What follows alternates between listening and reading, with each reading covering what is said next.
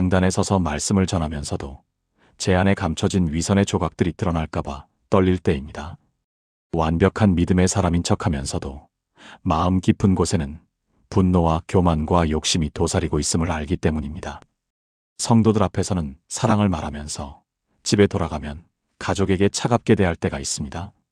용서를 설교하면서 제 마음속에는 누군가에 대한 원망이 자라고 있을 때가 있습니다. 겸손을 가르치면서 은밀하게 제 업적을 자랑하고 싶은 욕망이 올라올 때가 있습니다. 그럴 때마다 저는 생각합니다. 나는 과연 진짜 목사인가?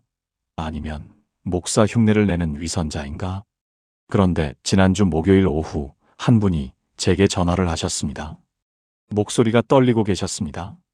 목사님, 저 40년 동안 교도소에서 근무했습니다. 수많은 죄수들을 봤습니다. 살인자도 사기꾼도 강도도 다 봤습니다. 그런데 그날 마주한 그 사람은 제 신앙을 완전히 무너뜨렸습니다. 잠시 침묵이 흘렀습니다.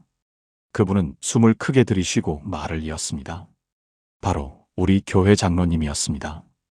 25억을 횡령해서 들어온 그날 이후 저는 교회에 나갈 수가 없었습니다. 성경을 펼칠 수가 없었습니다. 기도하려고 하면 그분의 얼굴이 떠올랐습니다.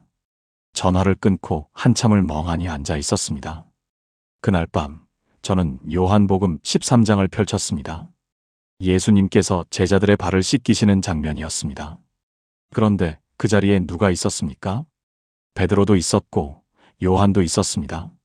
하지만 유다도 있었습니다. 예수님을 은 30에 팔아넘길 그 유다도 그 자리에서 발을 씻김 받았습니다. 그 순간 깨달았습니다.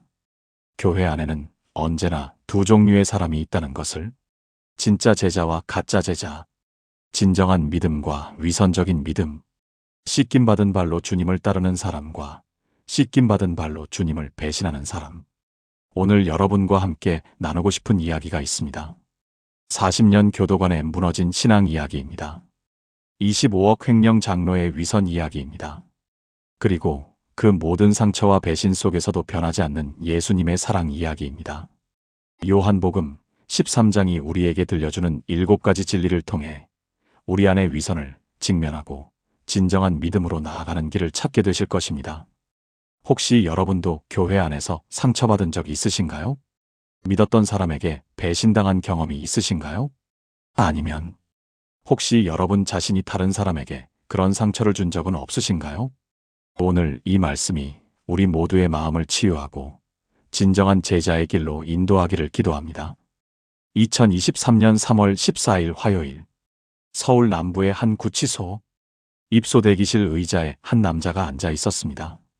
수갑을 찬 손, 고개를 숙인 모습. 그런데 그 옆을 지나가던 교도관 김철수 씨 62세, 가명은 그만 걸음을 멈추고 말았습니다. 장로님? 그 남자가 천천히 고개를 들었습니다. 평소 교회에서 봤던 그 온화한 미소는 온데간데 없었습니다. 대신 창백한 얼굴, 핏발선 눈, 떨리는 입술만이 보였습니다. 김 씨는 40년 동안 교도소에서 근무했습니다. 수천 명의 수감자를 접수했습니다. 살인자도 사기범도 강도도 성범죄자도 다 봤습니다. 하지만 그날은 달랐습니다. 왜냐하면 그 사람은 15년 동안 같은 교회를 다닌 장로님이었기 때문입니다. 새벽 기도를 하루도 빠지지 않던 분이었습니다. 구역 예배 때마다 집을 기꺼이 내어주시던 분이었습니다. 선교 헌금도 가장 많이 하시던 분이었습니다. 김 씨는 그날 저녁 집에 돌아가서 아내에게 말했습니다. 여보, 나 교회 못 나가겠어. 도저히 못 나가겠어. 아내가 놀라서 물었습니다. 왜? 무슨 일 있어? 오늘 이 장로님이 들어왔어. 25억을 횡령해서. 그날부터 김 씨는 교회에 나가지 않았습니다. 성경책을 덮었습니다. 기도도 멈췄습니다. 40년 신앙생활이 한순간에 무너져 내렸습니다. 여러분, 이런 경험 있으신가요? 믿었던 사람에게 배신당했을 때의 그 충격? 특히 그 사람이 교회의 리더였다면 그 상처는 더 깊지 않습니까? 하나님, 어떻게 이럴 수가 있습니까? 저 사람이 장로라면 믿음이 대체 뭡니까? 그런데 성경은 우리에게 놀라운 장면을 보여줍니다. 요한복음 13장 1절부터 5절입니다. 유월절 전에 예수께서 자기가 세상을 떠나 아버지께로 돌아가실 때가 이른 줄 아시고 세상에 있는 자기 사람들을 사랑하시되 끝까지 사랑하시니라.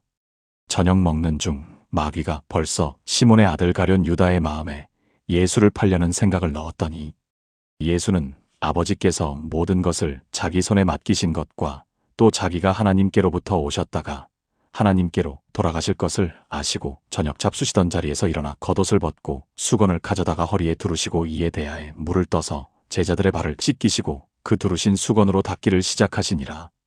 이 말씀의 배경을 보십시오. 유월절 전날 저녁입니다.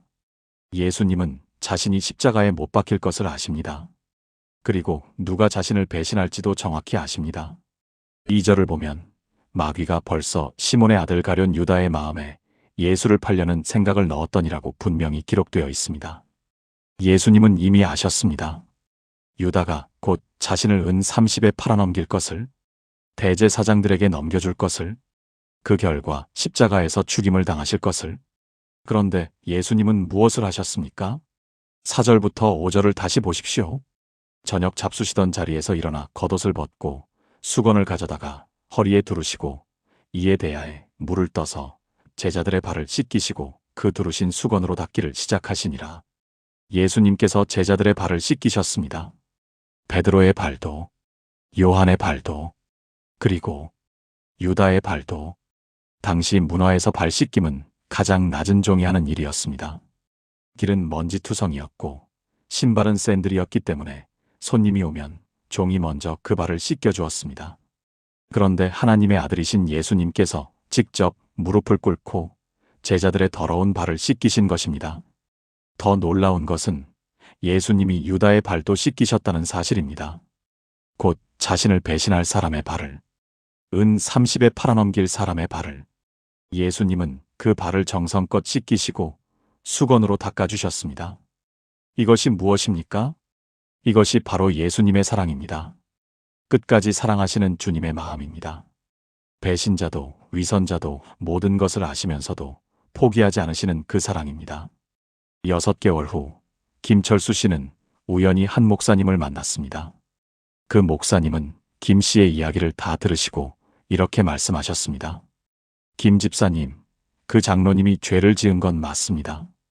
용서받을 수 없는 일을 한 것도 맞습니다.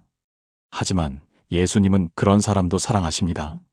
아니, 그런 사람이야말로 더 절실히 예수님의 사랑이 필요한 사람입니다. 하지만 목사님, 그 사람은 장로입니다. 교회의 리더입니다. 어떻게 그럴 수가? 맞습니다. 리더의 타락은 더 큰 상처를 줍니다. 하지만 기억하십시오. 예수님의 12제자 중에도 유다가 있었습니다. 예수님도 그 고통을 경험하셨습니다. 그리고 그럼에도 불구하고 유다의 발을 씻기셨습니다. 그날 김 씨는 집에 돌아가서 처음으로 성경을 펼쳤습니다. 요한복음 13장이었습니다. 발을 씻기시는 예수님의 모습을 묵상하면서 눈물이 흘렀습니다. 주님은 저 장로님도 사랑하시는구나. 그렇게 큰 죄를 지었는데도 주님은 포기하지 않으시는구나. 2주 후 김 씨는 교도소에서 그 장로님을 다시 만났습니다. 업무상 면담이 필요했기 때문입니다. 장로님은 훨씬 더 야위어 있었습니다. 김 씨는 조심스럽게 물었습니다. 장로님, 괜찮으세요? 장로님은 고개를 들었습니다. 눈물이 그렁그렁했습니다. 김 집사님, 저는 괜찮지 않습니다. 제가 무슨 짓을 했는지, 얼마나 많은 사람들에게 상처를 줬는지, 하나님께 어떻게 용서를 구해야 할지. 그 순간 김 씨는 입을 열었습니다. 장로님, 저도 장로님 때문에 신앙이 흔들렸습니다. 교회에 나가지도 않았습니다. 하지만 최근에 요한복음 13장을 읽었습니다. 예수님이 유다의 발도 씻기신 것을 알았습니다. 주님은 장로님도 포기하지 않으실 겁니다. 그날 이후 김 씨는 정기적으로 그 장로님을 면담했습니다. 성경 말씀을 함께 읽었습니다. 함께 기도했습니다. 8개월이 지났을 때 장로님은 완전히 달라져 있었습니다. 교도소 안에서 다른 수감자들에게 복음을 전하고 있었습니다. 자신의 죄를 철저히 회개하고 피해자들에게 진심으로 사죄하는 편지를 쓰고 있었습니다. 김 씨는 깨달았습니다. 주님의 사랑은 정말 끝이 없구나. 배신자도 위선자도 죄인도 포기하지 않으시는구나. 사랑하는 여러분, 지금 함께 이렇게 기도해 보시겠습니까? 하나님 아버지, 배신자도 포기하지 않으시는 주님의 사랑을 감사드립니다. 저 또한 수없이 주님을 배신했고 위선적으로 살았습니다. 그럼에도 불구하고 저를 끝까지 사랑하시는 주님을 고백합니다. 주님의 그 사랑으로 오늘 하루를 살아가게 하소서. 저를 상처 입힌 사람도, 제가 상처 입힌 사람도 모두 주님의 사랑 안에 있음을 믿습니다. 예수님의 이름으로 기도합니다. 아멘. 이것이 첫 번째 진리입니다. 예수님은 배신자도 사랑하십니다. 우리가 얼마나 많은 죄를 지었든, 얼마나 위선적으로 살았든 주님은 우리를 포기하지 않으십니다. 그렇다면 두 번째 진리는 무엇일까요? 김철수 씨가 다시 교회에 나가기 시작한 지 3개월이 지났을 때였습니다. 어느 주일 오후 구역 모임이 있었습니다. 그런데 한 집사님이 말씀하셨습니다. 여러분, 우리 구역에서 이번에 불우이웃 돕기를 하려고 하는데요. 누가 헌금을 좀 많이 하실 수 있으세요? 액수를 말씀해 주시면 이름을 크게 써서 게시하겠습니다. 김 씨는 그 말을 듣고 불편했습니다. 이게 섬김인가? 자기 이름을 드러내려고 하는 건 아닌가? 그날 저녁 김 씨는 다시 요한복음 13장을 펼쳤습니다. 특히 3절부터 5절에 주목했습니다. 예수는 아버지께서 모든 것을 자기 손에 맡기신 것과 또 자기가 하나님께로부터 오셨다가 하나님께로 돌아가실 것을 아시고 저녁 잡수시던 자리에서 일어나 겉옷을 벗고 수건을 가져다가 허리에 두르시고 이에 대야에 물을 떠서 제자들의 발을 씻기시고 그 두르신 수건으로 닦기를 시작하시니라. 이 말씀에서 놀라운 대조가 보입니다. 3절을 보십시오. 예수님은 아버지께서 모든 것을 자기 손에 맡기신 것을 아셨습니다. 예수님은 만물의 주인이십니다. 우주의 창조주이십니다. 모든 권세와 능력을 가지신 분이십니다. 또한 자기가 하나님께로부터 오셨다가 하나님께로 돌아가실 것을 아셨습니다. 예수님은 자신의 정체성을 정확히 알고 계셨습니다. 하나님의 아들이시며 영광의 주님이시며 왕 중의 왕이신 것을. 그런데 4절부터 5절을 보십시오. 그런 예수님께서 무엇을 하셨습니까? 저녁 잡수시던 자리에서 일어나 겉옷을 벗고 수건을 가져다가 허리에 두르시고 이에 대하에 물을 떠서 제자들의 발을 씻기시고 그 두르신 수건으로 닦기를 시작하시니라. 겉옷을 벗으셨습니다. 이것은 자신의 신분과 권위를 벗어놓으신 것입니다. 수건을 허리에 두르셨습니다. 이것은 종의 옷차림입니다. 대야에 물을 떠서 제자들의 발을 씻기셨습니다. 이것은 당시 가장 낮은 종이 하는 일이었습니다. 유대 문화에서는 유대인 종조차도 다른 유대인의 발을 씻기지 않았습니다. 오직 이방인 종만이 그 일을 했습니다. 그런데 만물의 창조주이신 예수님께서 그 일을 하신 것입니다. 이것이 무엇입니까? 이것이 바로 진정한 섬김입니다. 자기를 높이는 것이 아니라 자기를 낮추는 것입니다. 자기 이름을 드러내는 것이 아니라 자기를 감추는 것입니다. 칭찬받기 위해서가 아니라 사랑하기 위해서 하는 것입니다. 1년 후 김철수 씨는 교회에서 새로운 직분을 제안받았습니다. 권사님들이 찾아와서 말씀하셨습니다. 김 집사님, 그동안 신앙생활 오래 하셨고 안정적이시니까 장로 선출에 나가보시는 게 어때요? 김 씨는 정중히 사양했습니다. 감사합니다. 하지만 저는 그냥 뒤에서 조용히 섬기고 싶습니다. 아니, 왜요? 장로가 되면 더 많이 섬길 수 있잖아요. 아닙니다. 섬김에는 직분이 필요 없습니다. 예수님도 아무런 직분 없이 제자들의 발을 씻기셨잖아요. 그날부터 김 씨는 매주 토요일 아침 6시에 교회에 나갔습니다. 아무도 모르게 화장실을 청소했습니다.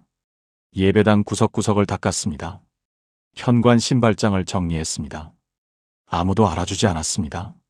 목사님도 장로님도 다른 성도들도. 하지만 김 씨는 행복했습니다.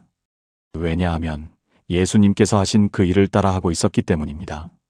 6개월이 지난 어느 토요일 부목사님이 우연히 일찍 교회에 오셨다가 김 씨를 발견했습니다. 김 집사님, 이 시간에 여기서 뭐 하세요?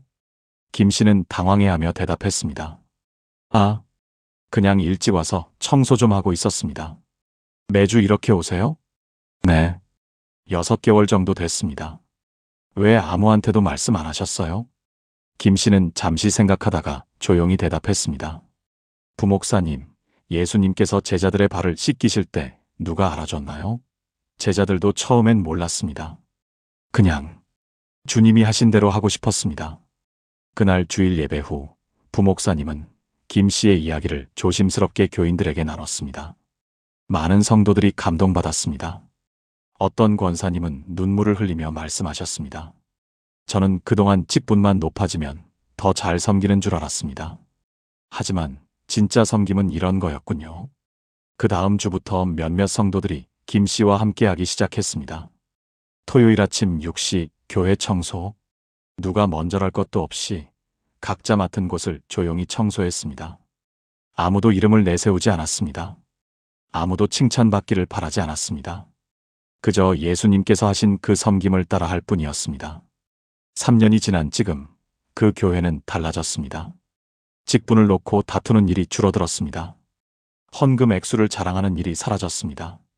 대신 조용히 낮은 곳에서 섬기는 사람들이 늘어났습니다.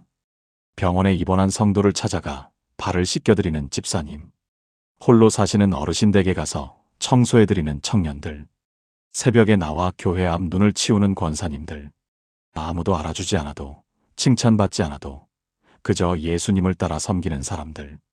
김 씨는 이제 알았습니다. 진정한 섬김은 직분이 아니라는 것을, 진정한 섬김은 자기를 드러내는 것이 아니라 자기를 낮추는 것이라는 것을. 사랑하는 여러분, 지금 함께 이렇게 기도해 보시겠습니까? 하나님 아버지, 겉옷을 벗으시고 제자들의 발을 씻기신 예수님을 닮게 하소서. 저도 저의 교만과 자랑을 벗어놓고 낮은 곳에서 섬기기를 원합니다. 칭찬받기 위해서가 아니라 사랑하기 위해서 섬기게 하소서. 직분이 아니라 마음으로, 말이 아니라 행동으로 섬기게 하소서. 오늘 제가 낮아질 때 주님의 사랑이 높아짐을 믿습니다. 예수님의 이름으로 기도합니다. 아멘. 이것이 두 번째 진리입니다. 진정한 섬김은 자기를 낮추는 것입니다. 그렇다면 세 번째 진리는 무엇일까요? 김철수 씨가 정기적으로 면담하던 그 장로님이 출소한 날이었습니다. 2년 6개월의 형을 마치고 나온 장로님은 완전히 다른 사람이 되어 있었습니다. 김 씨가 출소 후 처음 만났을 때 장로님은 이렇게 말씀하셨습니다. 김 집사님, 저는 이제 교회에 갈 수 없습니다. 제가 무슨 얼굴로 성도들을 보겠습니까? 저는 이미 하나님께 버림받았습니다. 김 씨는 조용히 대답했습니다. 장로님, 요한복음 13장 10절을 읽어보셨습니까? 장로님은 고개를 저었습니다. 김 씨는 성경을 펼쳐 읽어주었습니다. 예수께서 이르시되 이미 목욕한 자는 발밖에 씻을 필요가 없느니라. 온몸이 깨끗하니라. 너희가 깨끗하다는 아니니라 하시니. 이 말씀은 베드로와 예수님의 대화 중에 나온 말씀입니다. 처음에 베드로는 예수님께서 자기 발을 씻기시려 하자 거절했습니다. 요한복음 13장 6절부터 8절입니다. 시몬 베드로에게 이르심에 베드로가 이르되 주여 주께서 내 발을 씻으시나이까? 예수께서 대답하여 이르시되 내가 하는 것을 내가 지금은 알지 못하나 이후에는 알리라. 베드로가 이르되 내 발을 절대로 씻지 못하시리이다. 예수께서 대답하시되 내가 너를 씻지 아니하면 내가 나와 상관이 없느니라. 베드로는 겸손한 마음에서 거절했을 수도 있습니다. 하지만 예수님의 대답은 단호했습니다. 내가 너를 씻지 아니하면 내가 나와 상관이 없느니라. 발 씻김은 단순한 예절이 아니었습니다. 그것은 예수님과의 관계를 의미했습니다. 그러자 베드로는 극단적으로 반응합니다. 9절입니다. 시몬 베드로가 이르되 주여 내 발뿐 아니라 손과 머리도 씻어 주옵소서. 발만이 아니라 온몸을 다 씻어달라는 것입니다. 그때 예수님께서 하신 말씀이 바로 10절입니다. 예수께서 이르시되 이미 목욕한 자는 발밖에 씻을 필요가 없느니라. 온몸이 깨끗하니라. 너희가 깨끗하다는 아니니라 하시니. 이 말씀의 의미가 무엇입니까? 당시 유대인들은 집에서 목욕을 하고 나와 잔치에 참석했습니다. 그런데 집에서 잔치 장소까지 가는 동안 먼지 많은 길을 걸어야 했습니다. 그래서 도착했을 때 발만 씻으면 됐습니다. 온몸을 다시 씻을 필요는 없었습니다. 예수님은 이 문화를 사용하여 영적 진리를 가르치신 것입니다. 이미 목욕한 자는 이미 구원받은 자를 의미합니다. 한번 예수님을 믿어 구원받은 사람은 다시 구원받을 필요가 없습니다. 하지만 발밖에 씻을 필요가 없다는 말씀은 무엇입니까? 이 세상을 살아가면서 우리는 매일 죄를 범합니다. 먼지 많은 길을 걸어가듯이 우리는 죄의 먼지가 묻습니다. 그때마다 회개하며 주님께 나아가면 됩니다. 다시 구원받을 필요는 없습니다. 이미 구원받았기 때문입니다. 다만 일상의 죄를 회개하고 깨끗함을 받으면 됩니다. 김 씨는 장로님에게 설명했습니다. 장로님은 분명히 큰 죄를 지었습니다. 하지만 장로님이 예수님을 처음 믿었을 때 그 구원은 변하지 않습니다. 장로님은 이미 목욕한 사람입니다. 지금 필요한 것은 발을 씻는 것입니다. 회개하고 주님께 나아가는 것입니다. 장로님의 눈에서 눈물이 흘렀습니다. 정말입니까? 제 같은 죄인도 다시 하나님께 나아갈 수 있습니까? 그렇습니다. 요한일서 1장 9절에 이렇게 약속하십니다. 만일 우리가 우리 죄를 자백하면 그는 미쁘시고 의로우사 우리 죄를 사하시며 우리를 모든 불의에서 깨끗하게 하실 것이요. 이것이 하나님의 약속입니다. 그날 저녁 장로님은 김 씨와 함께 기도했습니다. 하나님 아버지, 저는 큰 죄를 지었습니다. 많은 사람들에게 상처를 주었습니다. 하나님의 이름을 욕되게 했습니다. 하지만 오늘 깨달았습니다. 제가 이미 예수님의 피로 목욕한 사람이라는 것을, 제 구원은 제 행위가 아니라 예수님의 은혜로 된 것임을, 지금 제 발을 씻어주소서, 제 일상의 죄를 용서해 주소서, 다시 주님의 자녀로 살아갈 수 있게 해주소서. 기도를 마친 후 장로님은 환하게 웃으셨습니다. 2년 6개월 만에 처음 보는 미소였습니다. 김 집사님 감사합니다. 이제 알겠습니다. 제가 포기할 필요가 없다는 것을, 다시 시작할 수 있다는 것을. 그 다음 주 수요일 장로님은 교회에 나타났습니다. 많은 성도들이 놀랐습니다. 어떤 분들은 불편해했습니다. 하지만 담임 목사님은 장로님을 앞으로 불렀습니다. 형제자매 여러분, 탕자가 돌아왔습니다.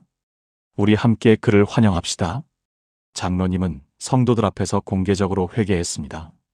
저는 큰 죄를 지었습니다. 여러분께 상처를 드렸습니다. 하나님의 이름을 욕되게 했습니다. 진심으로 용서를 구합니다. 저는 앞으로 여러분의 종으로 살겠습니다. 어떤 직분도 원하지 않습니다. 그저 교회의 가장 낮은 곳에서 섬기며 살겠습니다. 그날 많은 성도들이 눈물을 흘렸습니다. 어떤 집사님은 장로님께 다가가 손을 잡았습니다. 장로님, 저도 죄인입니다. 우리 함께 주님의 은혜로 살아갑시다. 1년이 지났습니다. 장로님은 약속대로 가장 낮은 곳에서 섬기고 있습니다. 매주 화장실 청소를 자원했습니다. 노숙자, 급식 봉사를 빠지지 않습니다. 감옥 전도를 나갑니다. 자신이 경험한 그 고통과 회복을 다른 수감자들과 나눕니다. 김 씨는 그런 장로님을 보며 생각합니다. 이것이 바로 복음이구나. 이미 목욕한 자는 발만 씻으면 되는구나. 우리의 구원은 우리의 행위가 아니라 예수님의 은혜구나. 사랑하는 여러분, 지금 함께 이렇게 기도해 보시겠습니까? 하나님 아버지, 저를 이미 깨끗하게 하신 은혜를 감사드립니다. 제가 예수님을 믿어 구원받았을 때 그 구원은 영원합니다. 제가 죄를 지어도 제 구원은 변하지 않음을 고백합니다. 다만 날마다 제 발을 씻겨주소서. 일상의 죄를 회개하며 주님께 나아가게 하소서. 제가 넘어져도 다시 일어설 수 있음을 믿습니다. 예수님의 이름으로 기도합니다. 아멘. 이것이 세 번째 진리입니다. 씻김받은 자는 또다시 씻길 필요가 없습니다. 다만 날마다 발을 씻으며 주님과 동행하면 됩니다. 그렇다면 네 번째 진리는 무엇일까요? 장로님이 교회로 돌아온 지 6개월이 지났을 때였습니다. 교회에 새로운 소식이 들렸습니다. 청년부 회장을 맡고 있던 한 청년이 사기 사건에 연루됐다는 것입니다. 금액은 크지 않았지만 여러 청년들에게 투자를 권유했다가 사라진 것입니다. 교회는 다시 한번 충격에 빠졌습니다. 또 이런 일이? 장로님 사건도 모자라서 이번엔 청년부 회장이? 많은 성도들이 분노했습니다. 특히 피해를 입은 청년들의 부모님들은 당장 그 청년을 교회에서 쫓아내야 한다고 주장했습니다. 당회가 열렸습니다. 김철수 집사도 당회원으로 참석했습니다. 한 장로님이 말씀하셨습니다. 이번엔 단호하게 처리해야 합니다. 교회의 명예를 위해서라도 그 청년을 출교해야 합니다. 다른 장로님도 동의했습니다. 맞습니다. 이런 사람들을 계속 품으면 교회가 무너집니다. 그때 그 복귀한 장로님이 손을 들었습니다. 모두가 놀랐습니다. 그 장로님은 이제 직분이 없었지만 담임 목사님이 특별히 당회에 참석하도록 허락한 것이었습니다. 말씀 좀 해도 될까요? 목사님이 고개를 끄덕였습니다. 저도 2년 전에 여러분께 똑같은 상처를 드렸습니다. 아니, 그보다 훨씬 더 큰 상처를 드렸습니다. 25억이라는 큰 금액을, 게다가 회사 돈을 횡령했습니다. 저는 마땅히 교회에서 쫓겨나야 했습니다. 하지만 이 교회는 저를 품어주셨습니다. 당회실이 조용해졌습니다. 요한복음 13장 15절을 보면 예수님께서 이렇게 말씀하십니다. 내가 너희에게 행한 것 같이 너희도 행하게 하려 하여 본을 보였노라.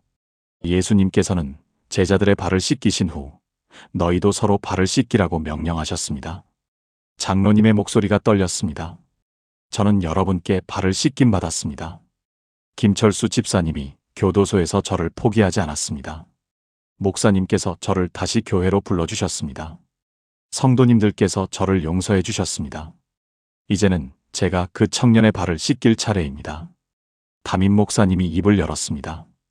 요한복음 13장 12절부터 17절까지 함께 읽겠습니다. 그들의 발을 씻으신 후에 옷을 입으시고 다시 앉아 그들에게 이르시되 내가 너희에게 행한 것을 너희가 아느냐?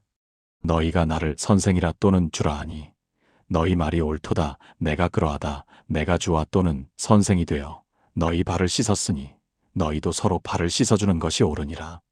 내가 너희에게 행한 것 같이 너희도 행하게 하려 하여 본을 보였노라. 내가 진실로 진실로 너희에게 이르노니 종이 상전보다 크지 못하고 보냄을 받은 자가 보낸 자보다 크지 못하니 너희가 이것을 알고 행하면 복이 있으리라. 목사님이 말씀을 이었습니다. 형제자매 여러분, 예수님께서 우리에게 명령하신 것은 무엇입니까? 서로 발을 씻어주는 것입니다. 우리가 예수님께 발을 씻김 받았다면 우리도 서로의 발을 씻어야 합니다. 특히 넘어진 형제의 발을 씻어야 합니다. 김철수 집사가 말했습니다. 목사님, 제가 그 청년을 만나보겠습니다. 제가 교도관으로 일했던 경험이 도움이 될 것 같습니다. 그날 저녁 김 집사는 그 청년의 집을 찾아갔습니다. 청년은 방에 틀어박혀 있었습니다. 부모님이 문을 두드려도 나오지 않았습니다. 김 집사가 문 앞에서 말했습니다. 나 김철수 집사입니다. 좀 나와보겠나? 한참 후에 문이 열렸습니다. 청년의 얼굴은 수척했고 눈은 충혈되어 있었습니다. 집사님, 저는 이제 교회에 못 갑니다. 제가 무슨 얼굴로? 내가 40년 동안 교도소에서 일했다. 너보다 훨씬 큰 죄를 지은 사람들을 수없이 봤다. 하지만 알겠나? 중요한 건 죄를 지었느냐가 아니라 그 후에 어떻게 하느냐다. 김 집사는 청년을 거실로 데리고 나왔습니다. 그리고 대야에 물을 담아왔습니다. 집사님, 뭐 하시는 거예요? 예수님께서 제자들에게 하신 대로 하려고 한다. 김 집사는 무릎을 꿇고 청년의 신발을 벗겼습니다. 그리고 그 발을 물에 담갔습니다. 청년은 깜짝 놀라며 발을 빼려고 했습니다. 집사님, 안 됩니다. 제가 죄인인데 어떡해. 예수님께서도 유다의 발을 씻기셨다. 배신할 걸 아시면서도. 그리고 우리 교회 이 장로님도 큰 죄를 지었지만 우리가 그분의 발을 씻겼다. 이제 내 차례다. 김 집사는 청년의 발을 정성껏 씻겼습니다. 그리고 수건으로 닦아주었습니다. 청년은 소리내어 울기 시작했습니다. 집사님, 저는 너무 큰 실수를 했어요. 어떻게 갚아야 할지, 갚을 방법을 함께 찾자. 하지만 먼저 회개하고 하나님께 나아가자.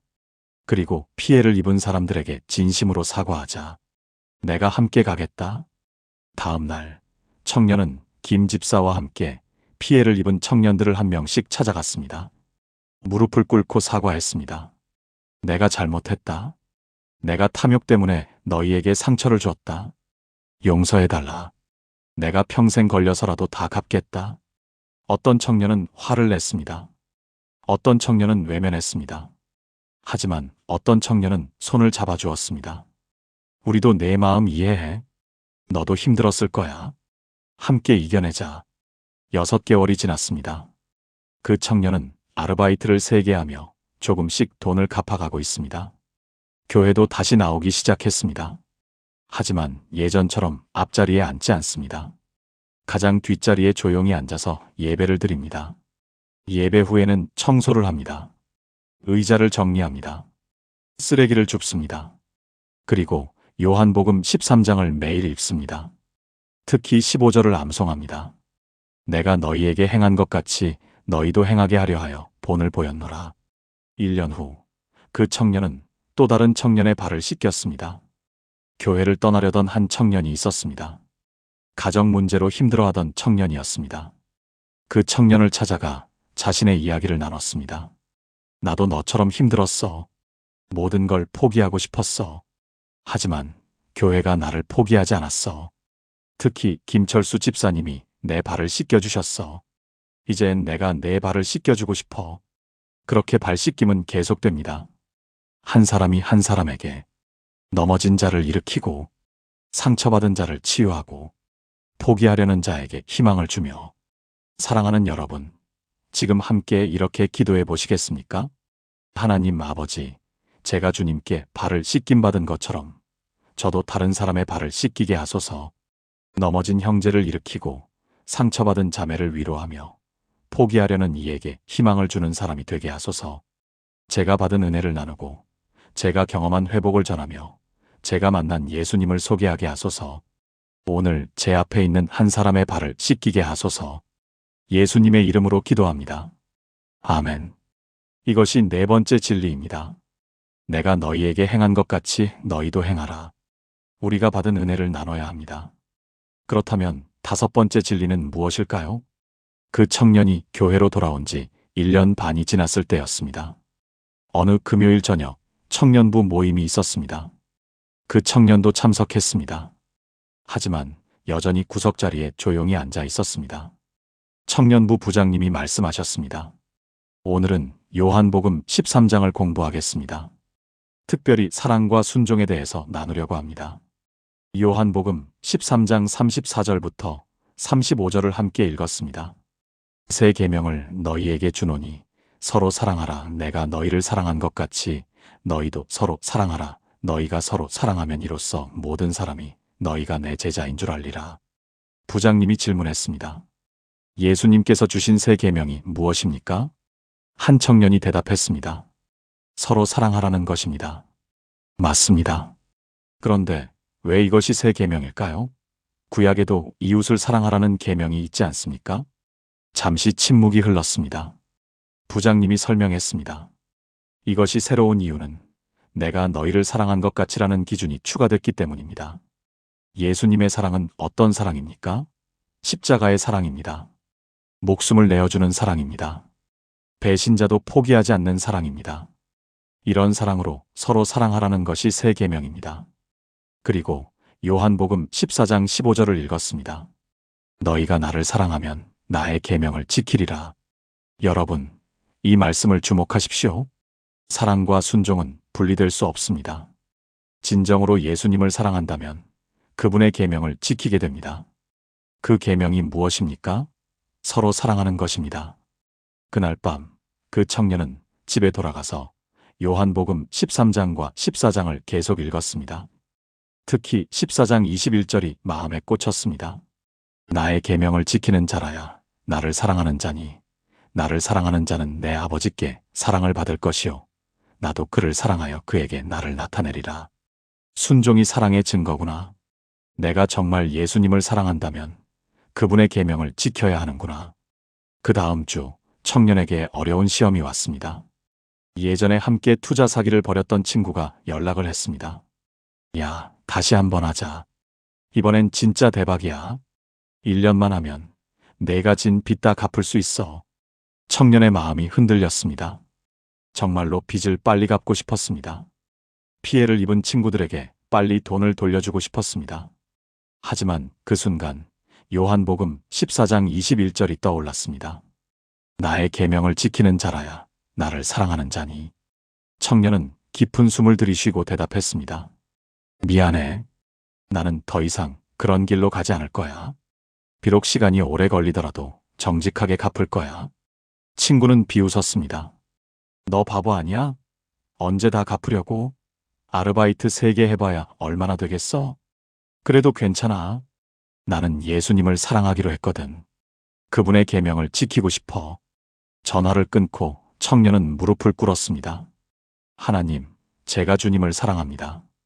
그래서 주님의 계명을 지키고 싶습니다. 서로 사랑하고 정직하게 살고 진실하게 살고 싶습니다. 비록 빚을 갚는데 오래 걸리더라도 주님의 방법으로 갚고 싶습니다. 도와주소서. 그로부터 3년이 지났습니다. 청년은 지금 어떻게 됐을까요? 여전히 아르바이트를 하고 있습니다. 하지만 이제 2개로 줄었습니다. 빚의 70%를 갚았기 때문입니다. 매달 조금씩 피해를 입은 친구들에게 돌려주고 있습니다. 어떤 친구는 놀라워합니다. 야, 진짜 갚는구나. 솔직히 포기할 줄 알았는데. 미안해. 내가 고생한 만큼 다 갚을게. 조금만 더 기다려줘.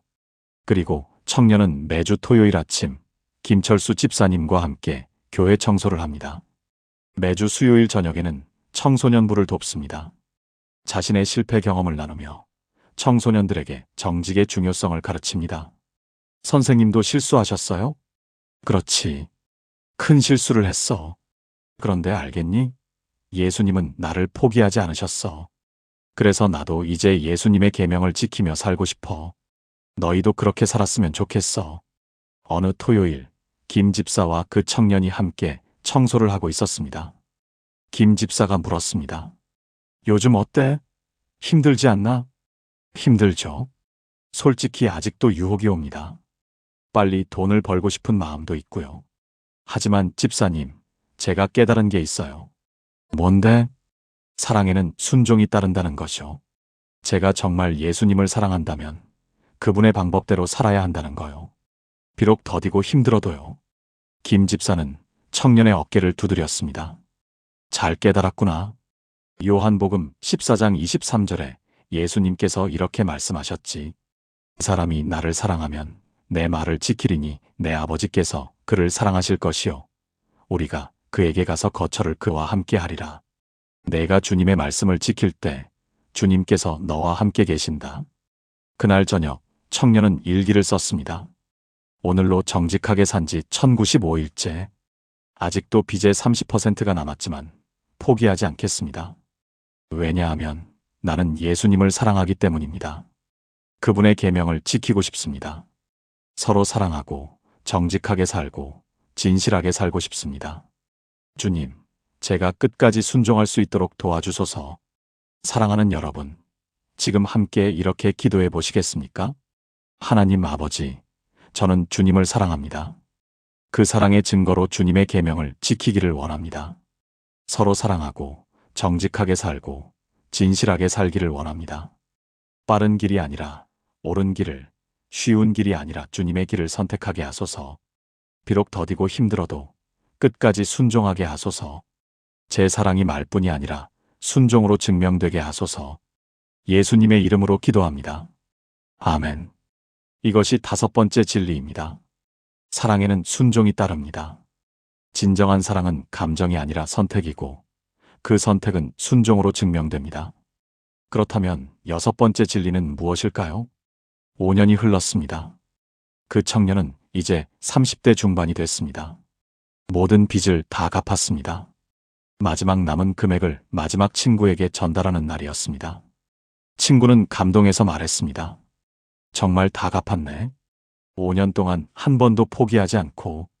대단해. 미안해. 내가 고생 많았어. 그리고 고마워. 끝까지 기다려줘서. 근데 너 정말 달라졌다. 예전의 내가 아니야. 뭐가 너를 이렇게 바꿨어? 청년은 잠시 생각하다가 대답했습니다. 예수님. 정확히는 요한복음 13장. 무슨 내용인데? 예수님께서 제자들의 발을 씻기신 이야기야. 특히 유다의 발도 씻기셨어. 그게 나한테 큰 충격이었어. 배신자도 포기하지 않으시는 사랑. 그 사랑이 나를 바꿨어. 그날 저녁 교회에서 간증 시간이 있었습니다. 청년이 앞으로 나가 마이크를 잡았습니다. 5년 전 저는 여러분께 큰 상처를 드렸습니다. 투자 사기로 많은 청년들에게 피해를 주었습니다. 저는 당시 청년부 회장이었습니다. 겉으로는 열심히 신앙생활하는 척했지만 속으로는 탐욕으로 가득했습니다. 회중이 조용해졌습니다. 요한복음 13장 18절에 예수님께서 이렇게 말씀하십니다. 내가 너희 모두를 가리켜 말하는 것이 아니니라. 나는 내가 택한 자들이 누구인지 알미라. 그러나 내 떡을 먹는 자가 내게 발꿈치를 들었다 한 성경을 응하게 하려는 것이니라. 청년은 계속 말을 이었습니다. 예수님은 유다가 자신을 배신할 것을 아셨습니다. 유다는 3년 동안 예수님과 함께 다녔습니다. 기적도 보고 말씀도 듣고 제자로 인정받았습니다. 하지만 그의 마음은 변하지 않았습니다. 겉으로는 제자였지만 속으로는 도둑이었습니다. 요한복음 12장 6절에 보면 유다는 돈괴를 맡았는데 그 안에 든 것을 훔쳐갔다고 기록되어 있습니다. 저도 유다와 같았습니다. 겉으로는 청년부 회장이었지만 속으로는 탐욕으로 가득했습니다. 헌금을 많이 했지만 그 돈의 출처는 정직하지 않았습니다. 기도를 많이 했지만 그 기도의 내용은 하나님의 뜻이 아니라 제 욕심이었습니다. 청년의 목소리가 떨렸습니다. 그런데 위선은 결국 드러났습니다. 마태복음 10장 26절에 숨은 것이 드러나지 않을 것이 없고 감추인 것이 알려지지 않을 것이 없느니라고 하셨습니다. 제 죄가 드러났을 때 저는 모든 것을 잃었습니다. 친구들을, 신뢰를, 직분을, 자존감을 다 잃었습니다. 하지만 그때 한 분이 저를 포기하지 않으셨습니다. 김철수 집사님입니다. 집사님은 40년 교도관으로 일하시며 수많은 죄인을 보셨지만 저를 죄인으로만 보지 않으셨습니다. 대신 제 발을 씻겨주셨습니다. 말 그대로 대야에 물을 담아 제 발을 씻겨주셨습니다. 회중 사이에서 감탄의 소리가 들렸습니다. 그리고 5년 동안 저를 포기하지 않으셨습니다. 매주 토요일 아침마다 함께 교회 청소를 하시며 요한복음 13장을 가르쳐 주셨습니다. 예수님의 사랑을, 겸손을, 섬김을, 순종을 가르쳐 주셨습니다. 오늘 드디어 모든 빚을 다 갚았습니다. 5년 3개월 12일이 걸렸습니다. 매일매일 아르바이트를 하며 조금씩 갚았습니다. 포기하고 싶을 때도 많았습니다. 빠른 길을 선택하고 싶은 유혹도 많았습니다. 하지만 요한복음 14장 15절 말씀을 붙잡았습니다. 너희가 나를 사랑하면 나의 계명을 지키리라. 청년은 깊은 숨을 들이쉬었습니다. 이제 저는 알았습니다. 위선은 결국 드러나지만 진실도 결국 빛난다는 것을. 제가 5년 동안 정직하게 살았다고 해서 과거의 죄가 지워지는 것은 아닙니다. 하지만 예수님의 은혜로 새롭게 시작할 수 있다는 것, 넘어진 자리에서 다시 일어설 수 있다는 것, 이것이 복음입니다. 청년이 말을 마치자 교회가 조용해졌습니다. 그리고 한 사람이 일어나 박수를 쳤습니다. 김철수 집사였습니다. 곧 모든 회중이 일어나 박수를 쳤습니다. 예배가 끝난 후 많은 사람들이 청년에게 다가왔습니다. 한 청년이 말했습니다. 형, 저도 사실 고백할 게 있어요. 저도 겉과 속이 달라요. 교회에서는 착한 척하지만 집에서는 부모님께 못되게 굴어요. 형처럼 변하고 싶어요. 한 집사님이 말씀하셨습니다. 저도 위선적으로 살았습니다. 헌금은 많이 하면서 직원들 월급은 밀렸습니다. 이제 바로 잡아야겠습니다. 한 권사님도 고백하셨습니다. 저는 기도를 많이 한다고 자랑했지만 정작 남편과는 대화도 안 했습니다. 회개해야겠습니다. 그날 밤 교회는 회개의 기도로 가득했습니다. 많은 사람들이 자신의 위선을 고백하고 진실한 삶을 살기로 결단했습니다.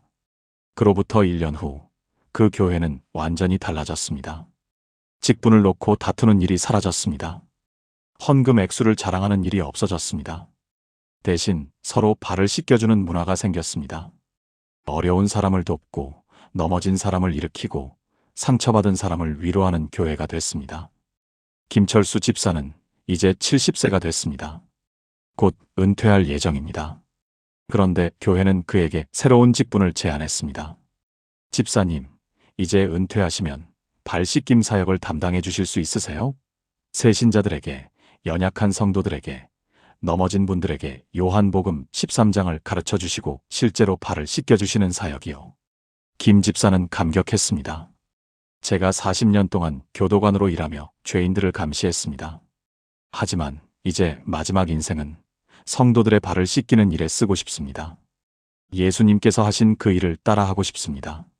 사랑하는 여러분, 지금 함께 이렇게 기도해 보시겠습니까? 하나님 아버지, 제 안의 위선을 드러내 주소서. 겉과 속이 다른 제 모습을 보게 하시고 진실하게 회개하게 하소서. 위선은 결국 드러나지만 진실은 결국 빛남을 믿습니다. 이제 저는 진실하게 살기를 원합니다. 교회 안에서뿐 아니라 집에서도, 직장에서도, 모든 곳에서 진실하게 살기를 원합니다. 제 삶이 빛이 되고 제 진실함이 복음을 증거하게 하소서. 예수님의 이름으로 기도합니다. 아멘. 이것이 6번째 진리입니다. 위선은 결국 드러나고 진실은 결국 빛납니다. 이제 마지막 7번째 진리를 나눌 차례입니다. 10년이 흘렀습니다. 김철수 씨는 이제 75세입니다. 하지만 여전히 매주 토요일 아침 6시에 교회에 나옵니다. 발 씻김 사역을 계속하고 있습니다. 그 사이 얼마나 많은 사람의 발을 씻겼을까요? 처음 그 25억 횡령 장로님, 투자 사기를 친 청년, 그리고 셀 수 없이 많은 성도들, 새신자, 연약한 성도, 넘어진 성도, 상처받은 성도, 모두의 발을 씻겼습니다. 어느 주일 오후 지역 신문사에서 취재를 왔습니다. 집사님, 10년 동안 발 씻김 사역을 하셨다면서요? 몇 명이나 되나요? 정확히는 모르겠지만 아마 500명은 넘을 겁니다. 왜 이 일을 하십니까? 김 집사는 잠시 생각하다가 대답했습니다. 요한복음 13장 35절 때문입니다. 기자가 성경을 펼쳤습니다. 너희가 서로 사랑하면 이로써 모든 사람이 너희가 내 제자인 줄 알리라. 이 말씀이 제 인생의 모토가 됐습니다. 진정한 제자는 사랑으로 알려집니다. 은사로도 능력으로도 지식으로도 아닙니다. 오직 사랑으로만 알려집니다. 하지만 발을 씻기는 게 사랑입니까? 그렇습니다. 예수님께서 보여주신 사랑은 겸손한 섬김이었습니다. 자기를 낮추고 다른 사람을 높이는 것이었습니다. 저는 그 사랑을 따라하고 싶었습니다. 기사가 나간 후 교회에 많은 사람들이 찾아왔습니다. 다른 교회 목사님들도, 신학생들도, 일반인들도, 저희 교회에서도 이 사역을 시작하고 싶습니다. 어떻게 하면 될까요? 김 집사는 모두에게 똑같이 대답했습니다. 요한복음 13장을 읽으십시오. 그리고 실천하십시오. 머리로 이해하는 것이 아니라 몸으로 실천하는 것입니다. 그날 저녁 김 집사의 집에 한 통의 전화가 왔습니다. 집사님, 저 기억하세요? 10년 전 25억 횡령한 그 장로입니다. 아, 장로님, 잘 지내셨습니까? 네, 덕분에 잘 지내고 있습니다. 그런데 오늘 신문 기사를 봤습니다. 집사님이 500명의 발을 씻기셨다고요. 제가 한 게 아니라 예수님께서 하신 겁니다. 저는 그저 따라 했을 뿐입니다. 집사님 감사합니다. 10년 전 그날 집사님이 제 발을 씻겨주지 않으셨다면 저는 지금 이 자리에 없었을 겁니다. 집사님이 보여주신 그 사랑이 저를 살렸습니다. 장로님은 지금 어떻게 지내십니까? 저도 비슷한 일을 하고 있습니다. 교도소 전도를 계속하고 있고 출소자들을 돕고 있습니다. 집사님께 배운 그 사랑을 나누고 있습니다. 전화를 끊고 김 집사는 눈물을 흘렸습니다. 기쁨의 눈물이었습니다. 주님, 감사합니다. 한 사람이 변화되면 그 사람이 또 다른 사람을 변화시키는구나. 이것이 사랑의 연쇄 반응이구나. 다음 주 수요일 교회에서 특별 간증회가 열렸습니다. 지난 10년 동안 김 집사에게 발을 씻김받은 사람들이 모였습니다. 한 명 한 명 나와서 간증했습니다. 저는 이혼 직전이었습니다. 그런데 집사님이 제 발을 씻기시며 배우자 사랑을 가르쳐 주셨습니다. 지금 저희 부부는 행복합니다. 저는 사업 실패로 자살을 생각했습니다. 그런데 집사님이 제 발을 씻기시며 하나님의 사랑을 전해주셨습니다. 지금 저는 다시 일어섰습니다. 저는 자녀와의 관계가 끊어졌습니다. 그런데 집사님이 제 발을 씻기시며 용서를 가르쳐 주셨습니다. 지금 저희 가족은 회복됐습니다. 간증이 계속됐습니다. 50명 넘는 사람들이 간증했습니다. 마지막에 그 10년 전 청년이 나왔습니다. 이제는 40대 중년이 된 그 청년이었습니다. 저는 10년 전 투자 사기로 많은 분들께 상처를 드렸습니다. 그때 김 집사님이 제 발을 씻기시며 예수님의 사랑을 보여주셨습니다. 그 사랑이 저를 완전히 바꿨습니다. 지금 저는 청소년 상담사로 일하고 있습니다. 방황하는 청소년들을 돕고 있습니다. 그리고 매주 토요일 아침에는 집사님과 함께 교회 청소를 합니다. 아직도요. 10년째요. 왜냐하면 저도 다른 사람의 발을 씻기고 싶기 때문입니다. 간증회가 끝난 후 담임 목사님이 말씀하셨습니다.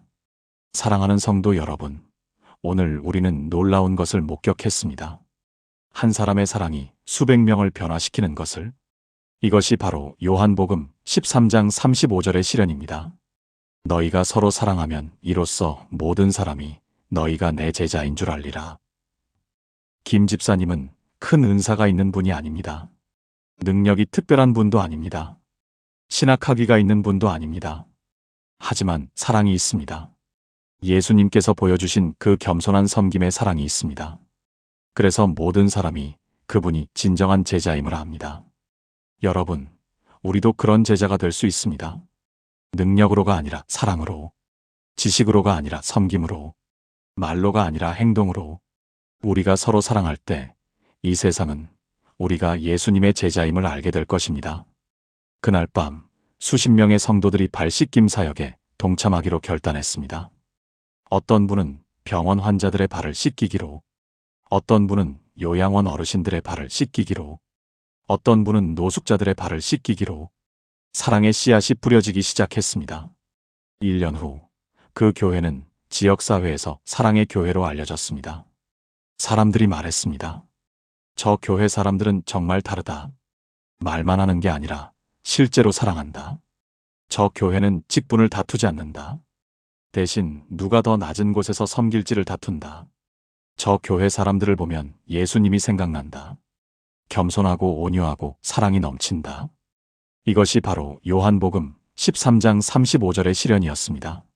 사랑으로 알려지는 제자들. 김철수 집사는 이제 80세가 됐습니다. 몸은 많이 약해졌지만 여전히 발 씻김 사역을 계속하고 있습니다. 어느 토요일 아침 한 청년이 물었습니다. 집사님, 15년 동안 이 일을 하셨는데 힘들지 않으세요? 김 집사는 미소 지으며 대답했습니다. 힘들지. 허리도 아프고 무릎도 아프고. 하지만 알겠니? 예수님의 사랑을 전할 수 있다는 게 얼마나 큰 기쁨인지.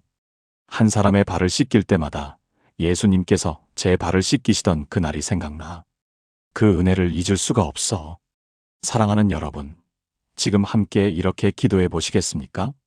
하나님 아버지, 진정한 제자는 사랑으로 알려짐을 고백합니다. 제게 큰 은사나 능력을 주지 않으셔도 괜찮습니다. 다만 사랑하는 마음을 주소서, 겸손히 섬기는 마음을 주소서, 자기를 낮추고 다른 사람을 높이는 마음을 주소서. 오늘부터 저도 누군가의 발을 씻기는 사람이 되게 하소서.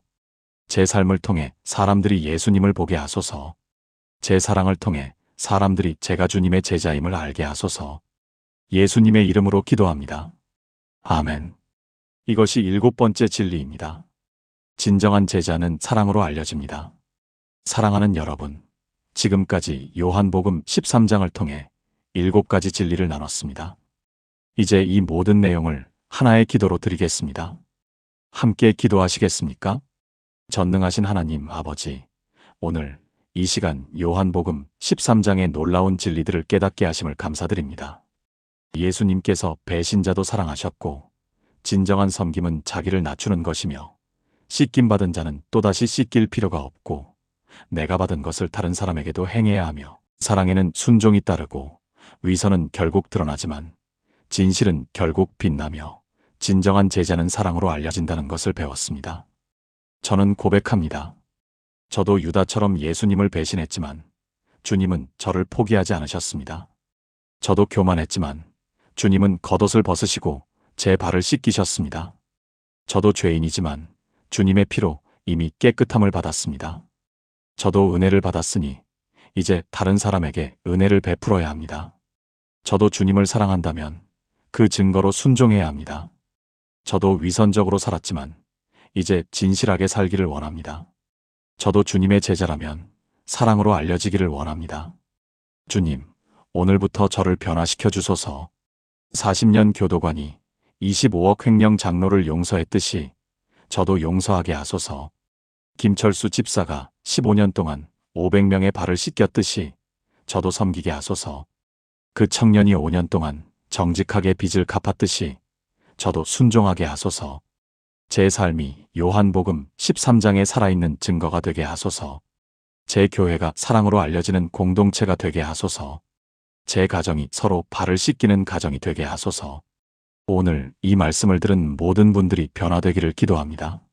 상처받은 자는 치유받고 넘어진 자는 일어서고 방황하는 자는 돌아오고 위선적인 자는 진실해지고 교만한 자는 겸손해지고 미워하는 자는 사랑하게 되기를 기도합니다. 이 모든 것이 주님의 은혜요, 주님의 사랑이요, 주님의 능력임을 고백하며 살아계신 예수 그리스도의 이름으로 기도합니다. 아멘.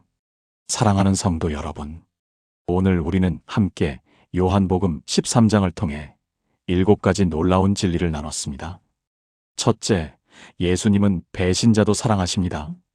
둘째, 진정한 섬김은 자기를 낮추는 것입니다.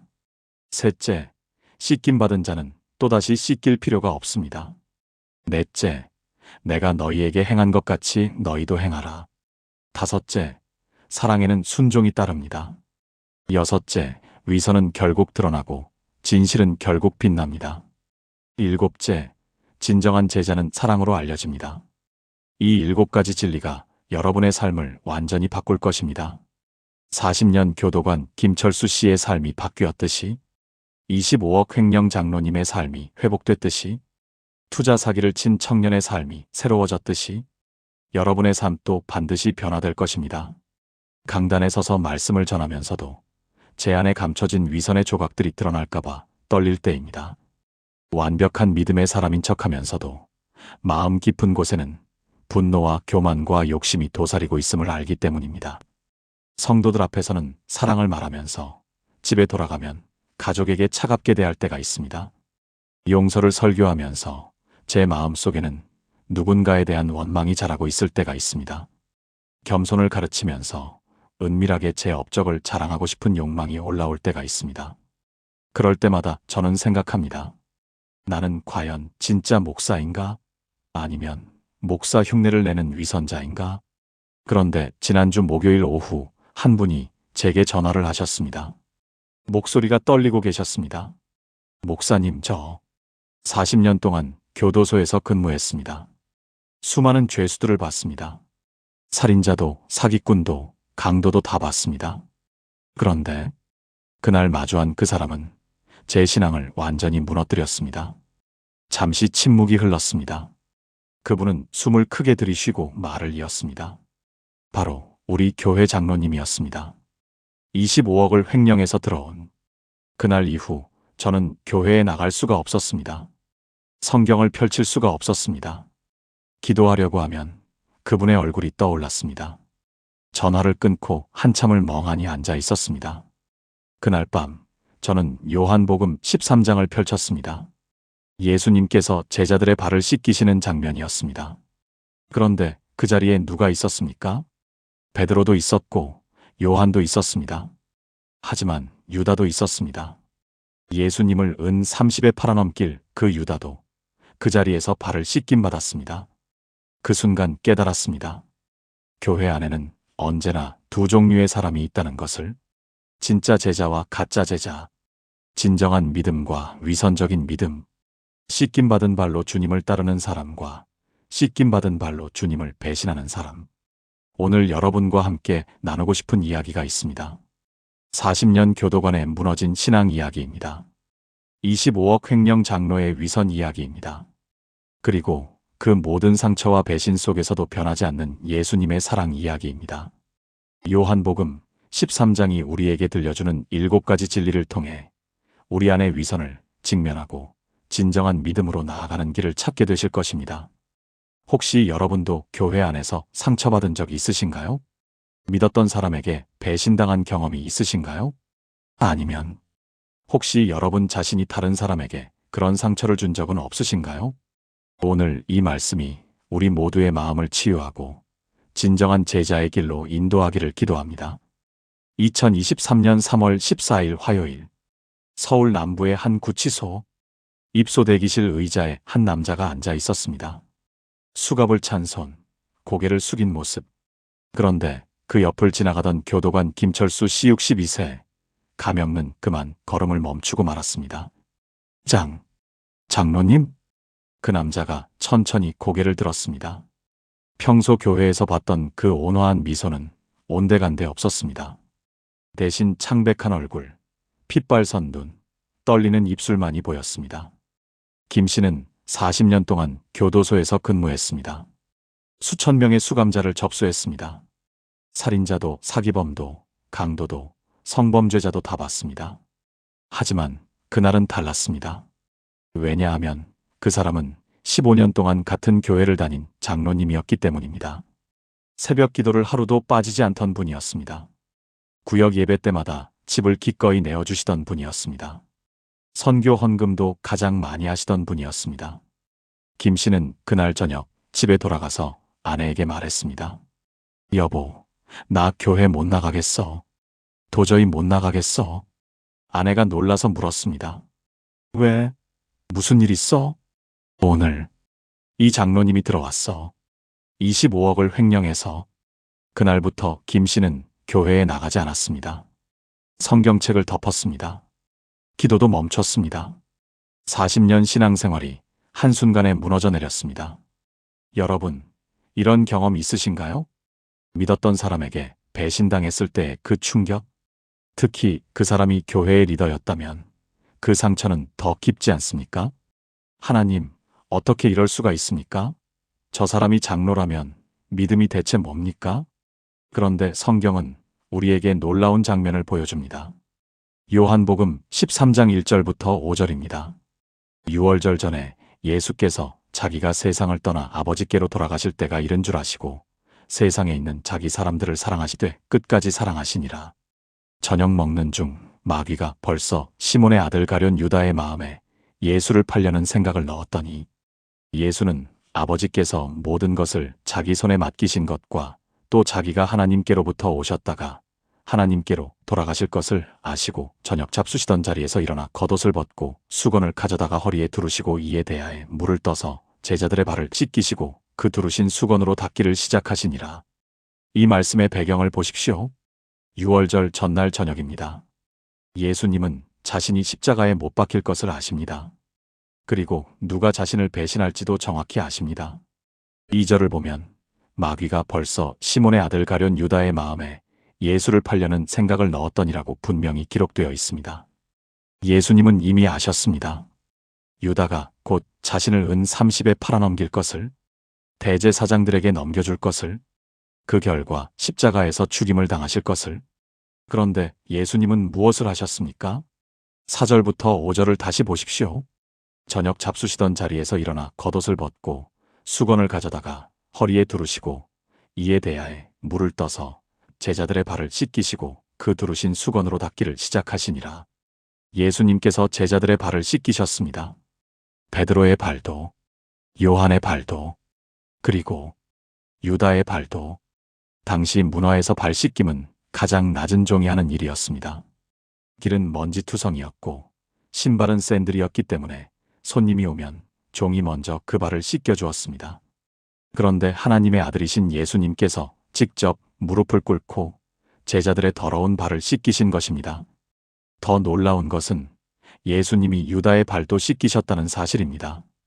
곧 자신을 배신할 사람의 발을, 은 30에 팔아넘길 사람의 발을, 예수님은 그 발을 정성껏 씻기시고 수건으로 닦아주셨습니다.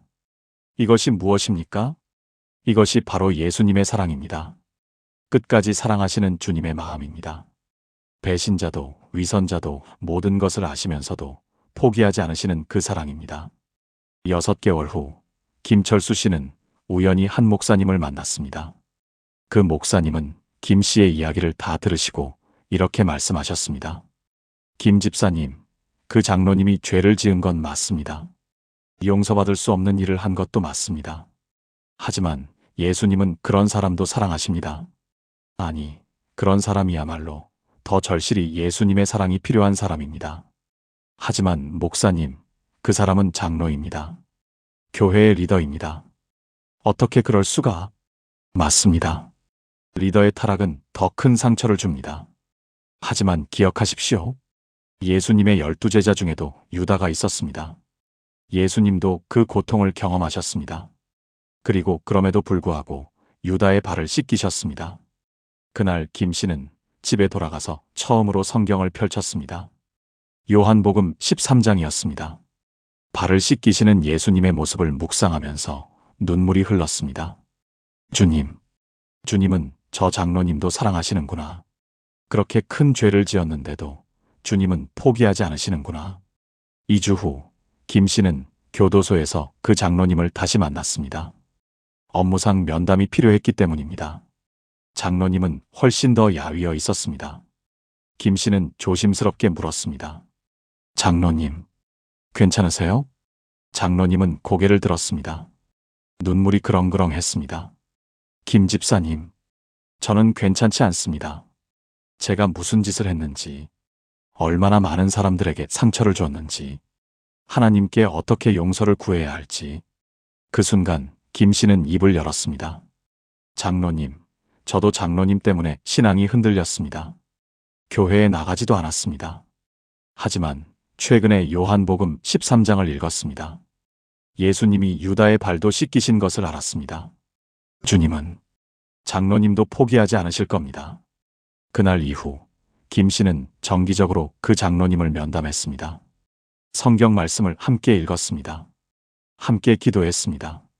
8개월이 지났을 때 장로님은 완전히 달라져 있었습니다. 교도소 안에서 다른 수감자들에게 복음을 전하고 있었습니다. 자신의 죄를 철저히 회개하고 피해자들에게 진심으로 사죄하는 편지를 쓰고 있었습니다. 김 씨는 깨달았습니다. 주님의 사랑은 정말 끝이 없구나. 배신자도 위선자도 죄인도 포기하지 않으시는구나. 사랑하는 여러분, 지금 함께 이렇게 기도해 보시겠습니까? 하나님 아버지, 배신자도 포기하지 않으시는 주님의 사랑을 감사드립니다. 저 또한 수없이 주님을 배신했고 위선적으로 살았습니다. 그럼에도 불구하고 저를 끝까지 사랑하시는 주님을 고백합니다. 주님의 그 사랑으로 오늘 하루를 살아가게 하소서. 저를 상처 입힌 사람도, 제가 상처 입힌 사람도 모두 주님의 사랑 안에 있음을 믿습니다. 예수님의 이름으로 기도합니다. 아멘. 이것이 첫 번째 진리입니다. 예수님은 배신자도 사랑하십니다. 우리가 얼마나 많은 죄를 지었든, 얼마나 위선적으로 살았든 주님은 우리를 포기하지 않으십니다. 그렇다면 두 번째 진리는 무엇일까요? 김철수 씨가 다시 교회에 나가기 시작한 지 3개월이 지났을 때였습니다. 어느 주일 오후 구역 모임이 있었습니다. 그런데 한 집사님이 말씀하셨습니다. 여러분, 우리 구역에서 이번에 불우이웃 돕기를 하려고 하는데요. 누가 헌금을 좀 많이 하실 수 있으세요? 액수를 말씀해 주시면 이름을 크게 써서 게시하겠습니다. 김 씨는 그 말을 듣고 불편했습니다. 이게 섬김인가? 자기 이름을 드러내려고 하는 건 아닌가? 그날 저녁 김 씨는 다시 요한복음 13장을 펼쳤습니다. 특히 3절부터 5절에 주목했습니다. 예수는 아버지께서 모든 것을 자기 손에 맡기신 것과 또 자기가 하나님께로부터 오셨다가 하나님께로 돌아가실 것을 아시고 저녁 잡수시던 자리에서 일어나 겉옷을 벗고 수건을 가져다가 허리에 두르시고 이에 대야에 물을 떠서 제자들의 발을 씻기시고 그 두르신 수건으로 닦기를 시작하시니라. 이 말씀에서 놀라운 대조가 보입니다. 3절을 보십시오. 예수님은 아버지께서 모든 것을 자기 손에 맡기신 것을 아셨습니다. 예수님은 만물의 주인이십니다. 우주의 창조주이십니다. 모든 권세와 능력을 가지신 분이십니다. 또한 자기가 하나님께로부터 오셨다가 하나님께로 돌아가실 것을 아셨습니다. 예수님은 자신의 정체성을 정확히 알고 계셨습니다. 하나님의 아들이시며 영광의 주님이시며 왕 중의 왕이신 것을. 그런데 4절부터 5절을 보십시오. 그런 예수님께서 무엇을 하셨습니까? 저녁 잡수시던 자리에서 일어나 겉옷을 벗고 수건을 가져다가 허리에 두르시고 이에 대하에 물을 떠서 제자들의 발을 씻기시고 그 두르신 수건으로 닦기를 시작하시니라. 겉옷을 벗으셨습니다. 이것은 자신의 신분과 권위를 벗어놓으신 것입니다. 수건을 허리에 두르셨습니다. 이것은 종의 옷차림입니다. 대야에 물을 떠서 제자들의 발을 씻기셨습니다. 이것은 당시 가장 낮은 종이 하는 일이었습니다. 유대 문화에서는 유대인 종조차도 다른 유대인의 발을 씻기지 않았습니다. 오직 이방인 종만이 그 일을 했습니다. 그런데 만물의 창조주이신 예수님께서 그 일을 하신 것입니다. 이것이 무엇입니까? 이것이 바로 진정한 섬김입니다. 자기를 높이는 것이 아니라 자기를 낮추는 것입니다. 자기 이름을 드러내는 것이 아니라 자기를 감추는 것입니다. 칭찬받기 위해서가 아니라 사랑하기 위해서 하는 것입니다. 1년 후 김철수 씨는 교회에서 새로운 직분을 제안받았습니다. 권사님들이 찾아와서 말씀하셨습니다. 김 집사님, 그동안 신앙생활 오래 하셨고 안정적이시니까 장로 선출에 나가보시는 게 어때요? 김 씨는 정중히 사양했습니다. 감사합니다. 하지만 저는 그냥 뒤에서 조용히 섬기고 싶습니다. 아니, 왜요? 장로가 되면 더 많이 섬길 수 있잖아요. 아닙니다. 섬김에는 직분이 필요 없습니다. 예수님도 아무런 직분 없이 제자들의 발을 씻기셨잖아요.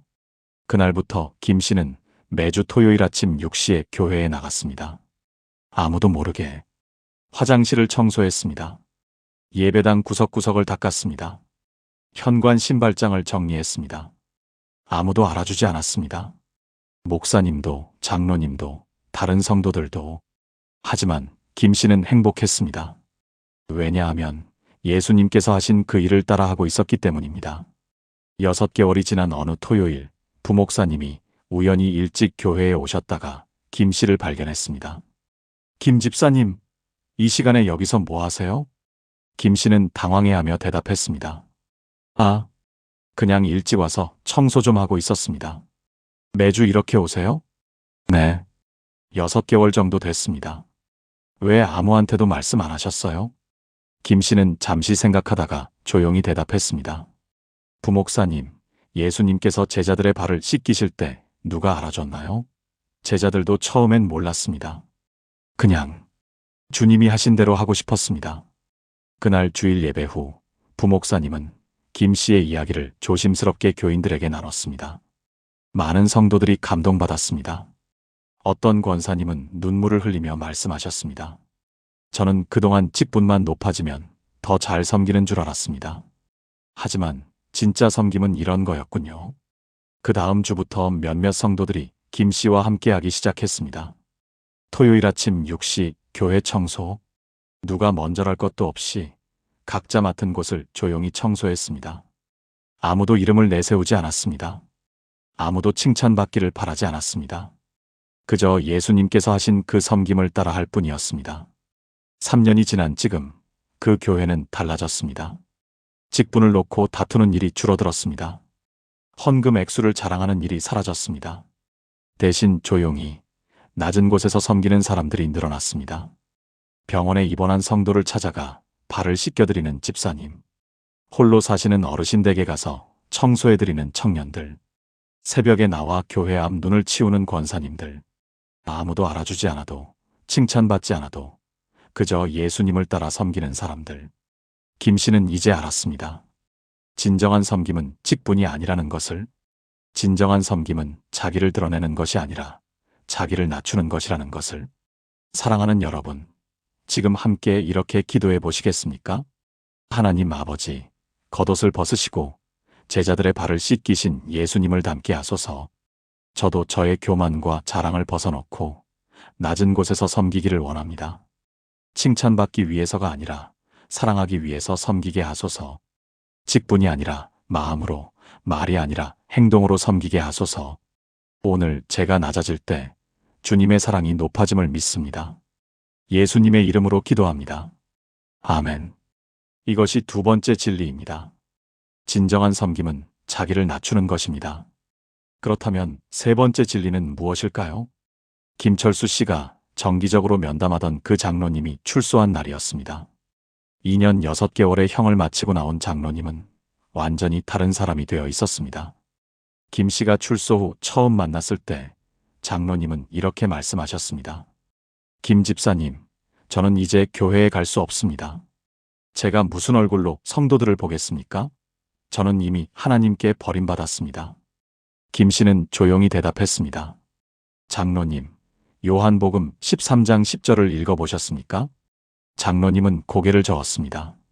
김 씨는 성경을 펼쳐 읽어주었습니다. 예수께서 이르시되 이미 목욕한 자는 발밖에 씻을 필요가 없느니라. 온몸이 깨끗하니라. 너희가 깨끗하나다는 아니니라 하시니. 이 말씀은 베드로와 예수님의 대화 중에 나온 말씀입니다. 처음에 베드로는 예수님께서 자기 발을 씻기시려 하자 거절했습니다. 요한복음 13장 6절부터 8절입니다.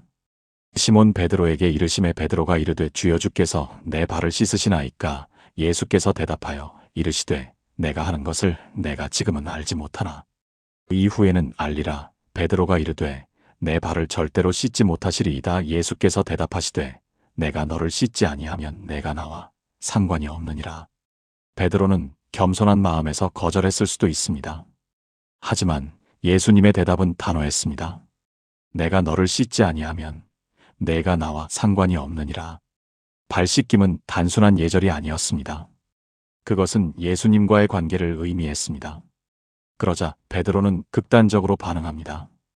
9절입니다. 시몬 베드로가 이르되 주여 내 발뿐 아니라 손과 머리도 씻어 주옵소서. 발만이 아니라 온몸을 다 씻어달라는 것입니다. 그때 예수님께서 하신 말씀이 바로 10절입니다. 예수께서 이르시되 이미 목욕한 자는 발밖에 씻을 필요가 없느니라. 온몸이 깨끗하니라. 너희가 깨끗하나다는 아니니라 하시니. 이 말씀의 의미가 무엇입니까? 당시 유대인들은 집에서 목욕을 하고 나와 잔치에 참석했습니다. 그런데 집에서 잔치 장소까지 가는 동안 먼지 많은 길을 걸어야 했습니다. 그래서 도착했을 때 발만 씻으면 됐습니다. 온몸을 다시 씻을 필요는 없었습니다. 예수님은 이 문화를 사용하여 영적 진리를 가르치신 것입니다. 이미 목욕한 자는 이미 구원받은 자를 의미합니다. 한번 예수님을 믿어 구원받은 사람은 다시 구원받을 필요가 없습니다. 하지만 발밖에 씻을 필요가 없다는 말씀은 무엇입니까? 이 세상을 살아가면서 우리는 매일 죄를 범합니다. 먼지 많은 길을 걸어가듯이 우리는 죄의 먼지가 묻습니다. 그때마다 회개하며 주님께 나아가면 됩니다. 다시 구원받을 필요는 없습니다. 이미 구원받았기 때문입니다. 다만 일상의 죄를 회개하고 깨끗함을 받으면 됩니다. 김 씨는 장로님에게 설명했습니다.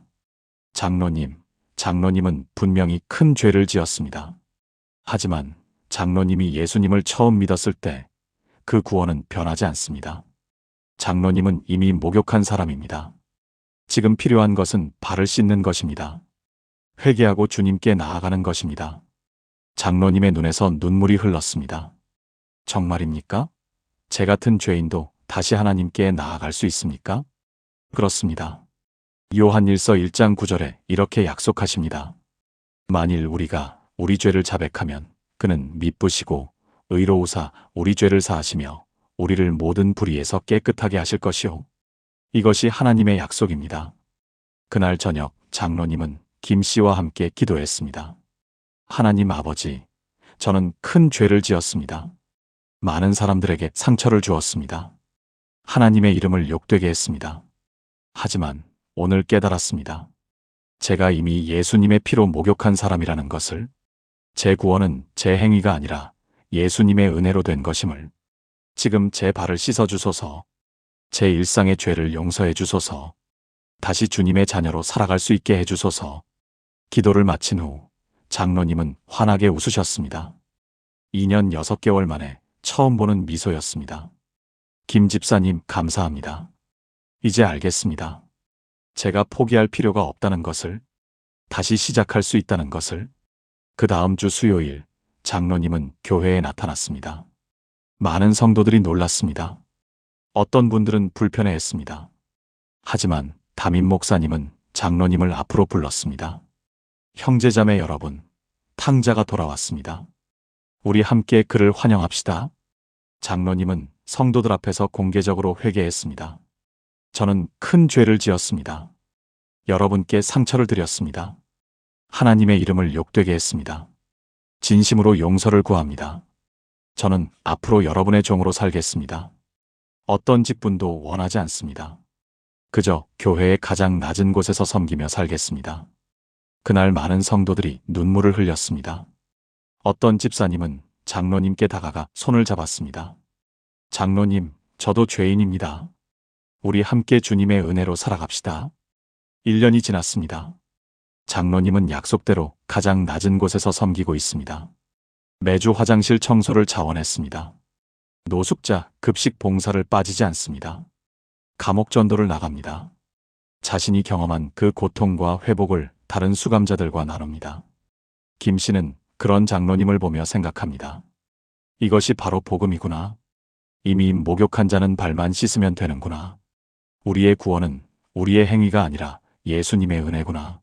사랑하는 여러분, 지금 함께 이렇게 기도해 보시겠습니까? 하나님 아버지, 저를 이미 깨끗하게 하신 은혜를 감사드립니다.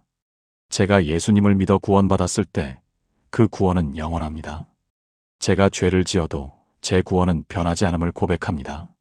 다만 날마다 제 발을 씻겨주소서. 일상의 죄를 회개하며 주님께 나아가게 하소서. 제가 넘어져도 다시 일어설 수 있음을 믿습니다. 예수님의 이름으로 기도합니다. 아멘. 이것이 세 번째 진리입니다.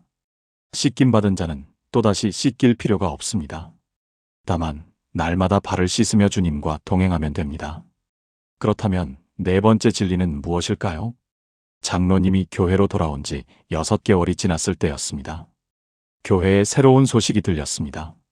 청년부 회장을 맡고 있던 한 청년이 사기 사건에 연루됐다는 것입니다. 금액은 크지 않았지만 여러 청년들에게 투자를 권유했다가 사라진 것입니다. 교회는 다시 한번 충격에 빠졌습니다. 또 이런 일이? 장로님 사건도 모자라서 이번엔 청년부 회장이? 많은 성도들이 분노했습니다. 특히 피해를 입은 청년들의 부모님들은 당장 그 청년을 교회에서 쫓아내야 한다고 주장했습니다. 당회가 열렸습니다. 김철수 집사도 당회원으로 참석했습니다. 한 장로님이 말씀하셨습니다. 이번엔 단호하게 처리해야 합니다. 교회의 명예를 위해서라도 그 청년을 출교해야 합니다. 다른 장로님도 동의했습니다. 맞습니다. 이런 사람들을 계속 품으면 교회가 무너집니다. 그때 그 복귀한 장로님이 손을 들었습니다.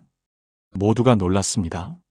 그 장로님은 이제 직분이 없었지만 담임 목사님이 특별히 당회에 참석하도록 허락한 것이었습니다. 말씀 좀 해도 될까요? 목사님이 고개를 끄덕였습니다. 저도 2년 전에 여러분께 똑같은 상처를 드렸습니다. 아니, 그보다 훨씬 더 큰 상처를 드렸습니다. 25억이라는 큰 금액을, 게다가 회사 돈을 횡령했습니다. 저는 마땅히 교회에서 쫓겨나야 했습니다. 하지만 이 교회는 저를 품어주셨습니다. 당회실이 조용해졌습니다. 요한복음 13장 15절을 보면 예수님께서 이렇게 말씀하십니다. 내가 너희에게 행한 것 같이 너희도 행하게 하려 하여 본을 보였노라. 예수님께서는 제자들의 발을 씻기신 후 너희도 서로 발을 씻기라고 명령하셨습니다. 장로님의 목소리가 떨렸습니다. 저는 여러분께 발을 씻김 받았습니다. 김철수 집사님이 교도소에서 저를 포기하지 않았습니다. 목사님께서 저를 다시 교회로 불러주셨습니다. 성도님들께서 저를 용서해 주셨습니다. 이제는 제가 그 청년의 발을 씻길 차례입니다. 담임 목사님이 입을 열었습니다. 요한복음 13장 12절부터 17절까지 함께 읽겠습니다. 그들의 발을 씻으신 후에 옷을 입으시고 다시 앉아 그들에게 이르시되 내가 너희에게 행한 것을 너희가 아느냐? 너희가 나를 선생이라 또는 주라 하니 너희 말이 옳도다. 내가 그러하다. 내가 주와 또는 선생이 되어 너희 발을 씻었으니 너희도 서로 발을 씻어주는 것이 옳으니라. 내가 너희에게 행한 것 같이 너희도 행하게 하려 하여 본을 보였노라. 내가 진실로 진실로 너희에게 이르노니 종이 상전보다 크지 못하고 보냄을 받은 자가 보낸 자보다 크지 못하니 너희가 이것을 알고 행하면 복이 있으리라. 목사님이 말씀을 이었습니다. 형제자매 여러분, 예수님께서 우리에게 명령하신 것은 무엇입니까? 서로 발을 씻어주는 것입니다. 우리가 예수님께 발을 씻김 받았다면 우리도 서로의 발을 씻어야 합니다. 특히 넘어진 형제의 발을 씻어야 합니다. 김철수 집사가 말했습니다. 목사님, 제가 그 청년을 만나보겠습니다. 제가 교도관으로 일했던 경험이 도움이 될 것 같습니다. 그날 저녁 김 집사는 그 청년의 집을 찾아갔습니다. 청년은 방에 틀어박혀 있었습니다. 부모님이 문을 두드려도 나오지 않았습니다. 김 집사가 문 앞에서 말했습니다.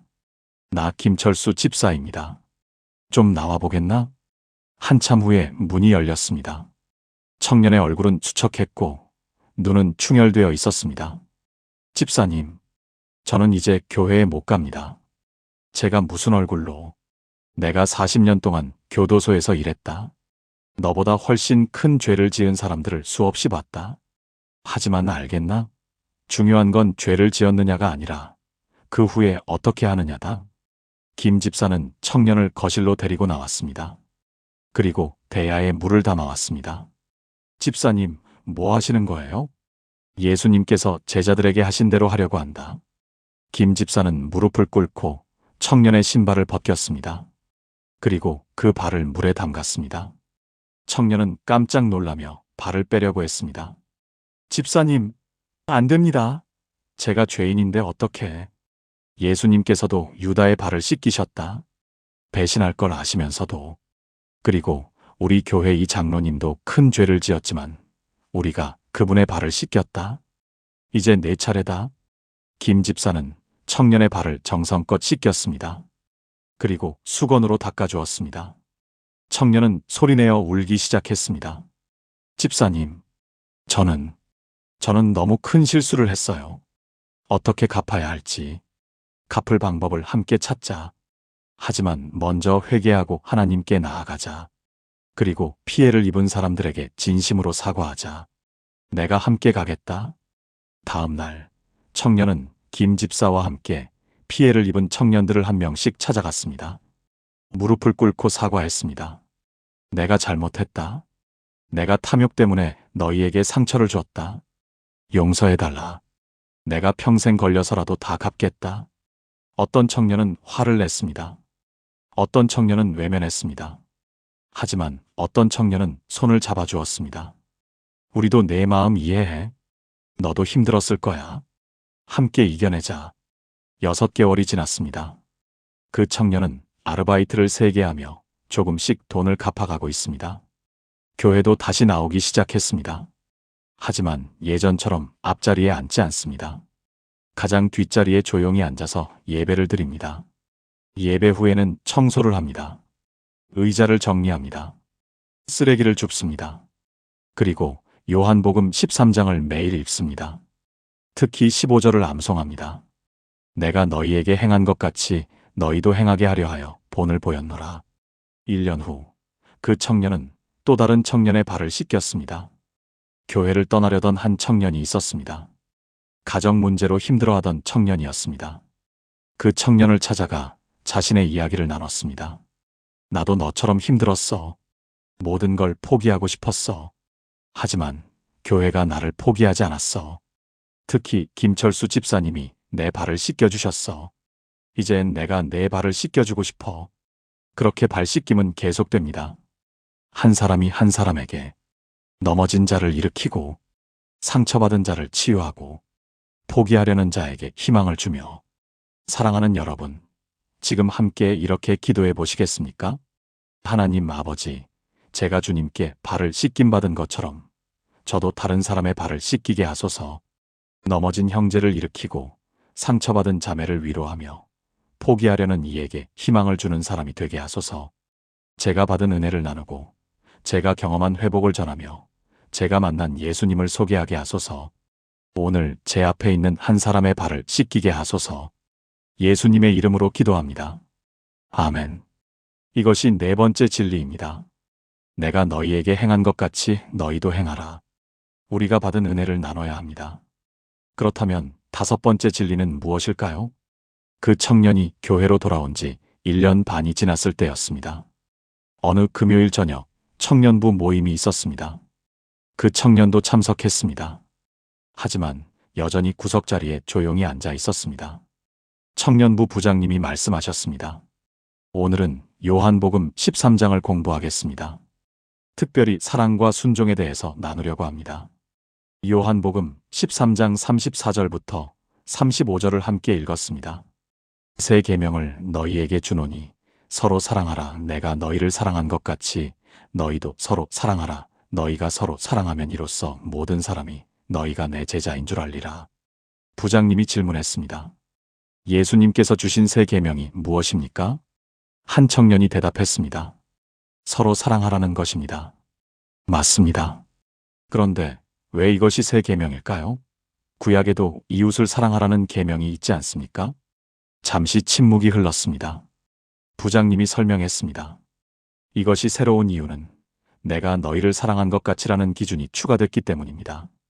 예수님의 사랑은 어떤 사랑입니까? 십자가의 사랑입니다. 목숨을 내어주는 사랑입니다. 배신자도 포기하지 않는 사랑입니다. 이런 사랑으로 서로 사랑하라는 것이 새 계명입니다. 그리고 요한복음 14장 15절을 읽었습니다. 너희가 나를 사랑하면 나의 계명을 지키리라. 여러분, 이 말씀을 주목하십시오. 사랑과 순종은 분리될 수 없습니다. 진정으로 예수님을 사랑한다면 그분의 계명을 지키게 됩니다. 그 계명이 무엇입니까? 서로 사랑하는 것입니다. 그날 밤 그 청년은 집에 돌아가서 요한복음 13장과 14장을 계속 읽었습니다. 특히 14장 21절이 마음에 꽂혔습니다. 나의 계명을 지키는 자라야 나를 사랑하는 자니 나를 사랑하는 자는 내 아버지께 사랑을 받을 것이요 나도 그를 사랑하여 그에게 나를 나타내리라. 순종이 사랑의 증거구나. 내가 정말 예수님을 사랑한다면 그분의 계명을 지켜야 하는구나. 그 다음 주 청년에게 어려운 시험이 왔습니다. 예전에 함께 투자 사기를 벌였던 친구가 연락을 했습니다. 야, 다시 한번 하자. 이번엔 진짜 대박이야. 1년만 하면 내가 진 빚 다 갚을 수 있어. 청년의 마음이 흔들렸습니다. 정말로 빚을 빨리 갚고 싶었습니다. 피해를 입은 친구들에게 빨리 돈을 돌려주고 싶었습니다. 하지만 그 순간 요한복음 14장 21절이 떠올랐습니다. 나의 계명을 지키는 자라야 나를 사랑하는 자니. 청년은 깊은 숨을 들이쉬고 대답했습니다. 미안해. 나는 더 이상 그런 길로 가지 않을 거야. 비록 시간이 오래 걸리더라도 정직하게 갚을 거야. 친구는 비웃었습니다. 너 바보 아니야? 언제 다 갚으려고? 아르바이트 3개 해봐야 얼마나 되겠어? 그래도 괜찮아. 나는 예수님을 사랑하기로 했거든. 그분의 계명을 지키고 싶어. 전화를 끊고 청년은 무릎을 꿇었습니다. 하나님, 제가 주님을 사랑합니다. 그래서 주님의 계명을 지키고 싶습니다. 서로 사랑하고 정직하게 살고 진실하게 살고 싶습니다. 비록 빚을 갚는데 오래 걸리더라도 주님의 방법으로 갚고 싶습니다. 도와주소서. 그로부터 3년이 지났습니다. 청년은 지금 어떻게 됐을까요? 여전히 아르바이트를 하고 있습니다. 하지만 이제 2개로 줄었습니다. 빚의 70%를 갚았기 때문입니다. 매달 조금씩 피해를 입은 친구들에게 돌려주고 있습니다. 어떤 친구는 놀라워합니다. 야, 진짜 갚는구나. 솔직히 포기할 줄 알았는데. 미안해. 내가 고생한 만큼 다 갚을게. 조금만 더 기다려줘.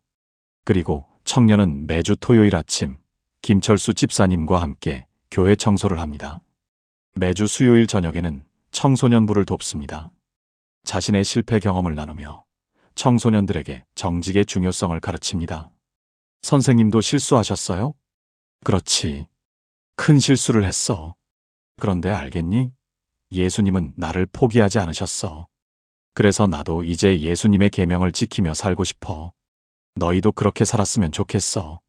어느 토요일, 김 집사와 그 청년이 함께 청소를 하고 있었습니다.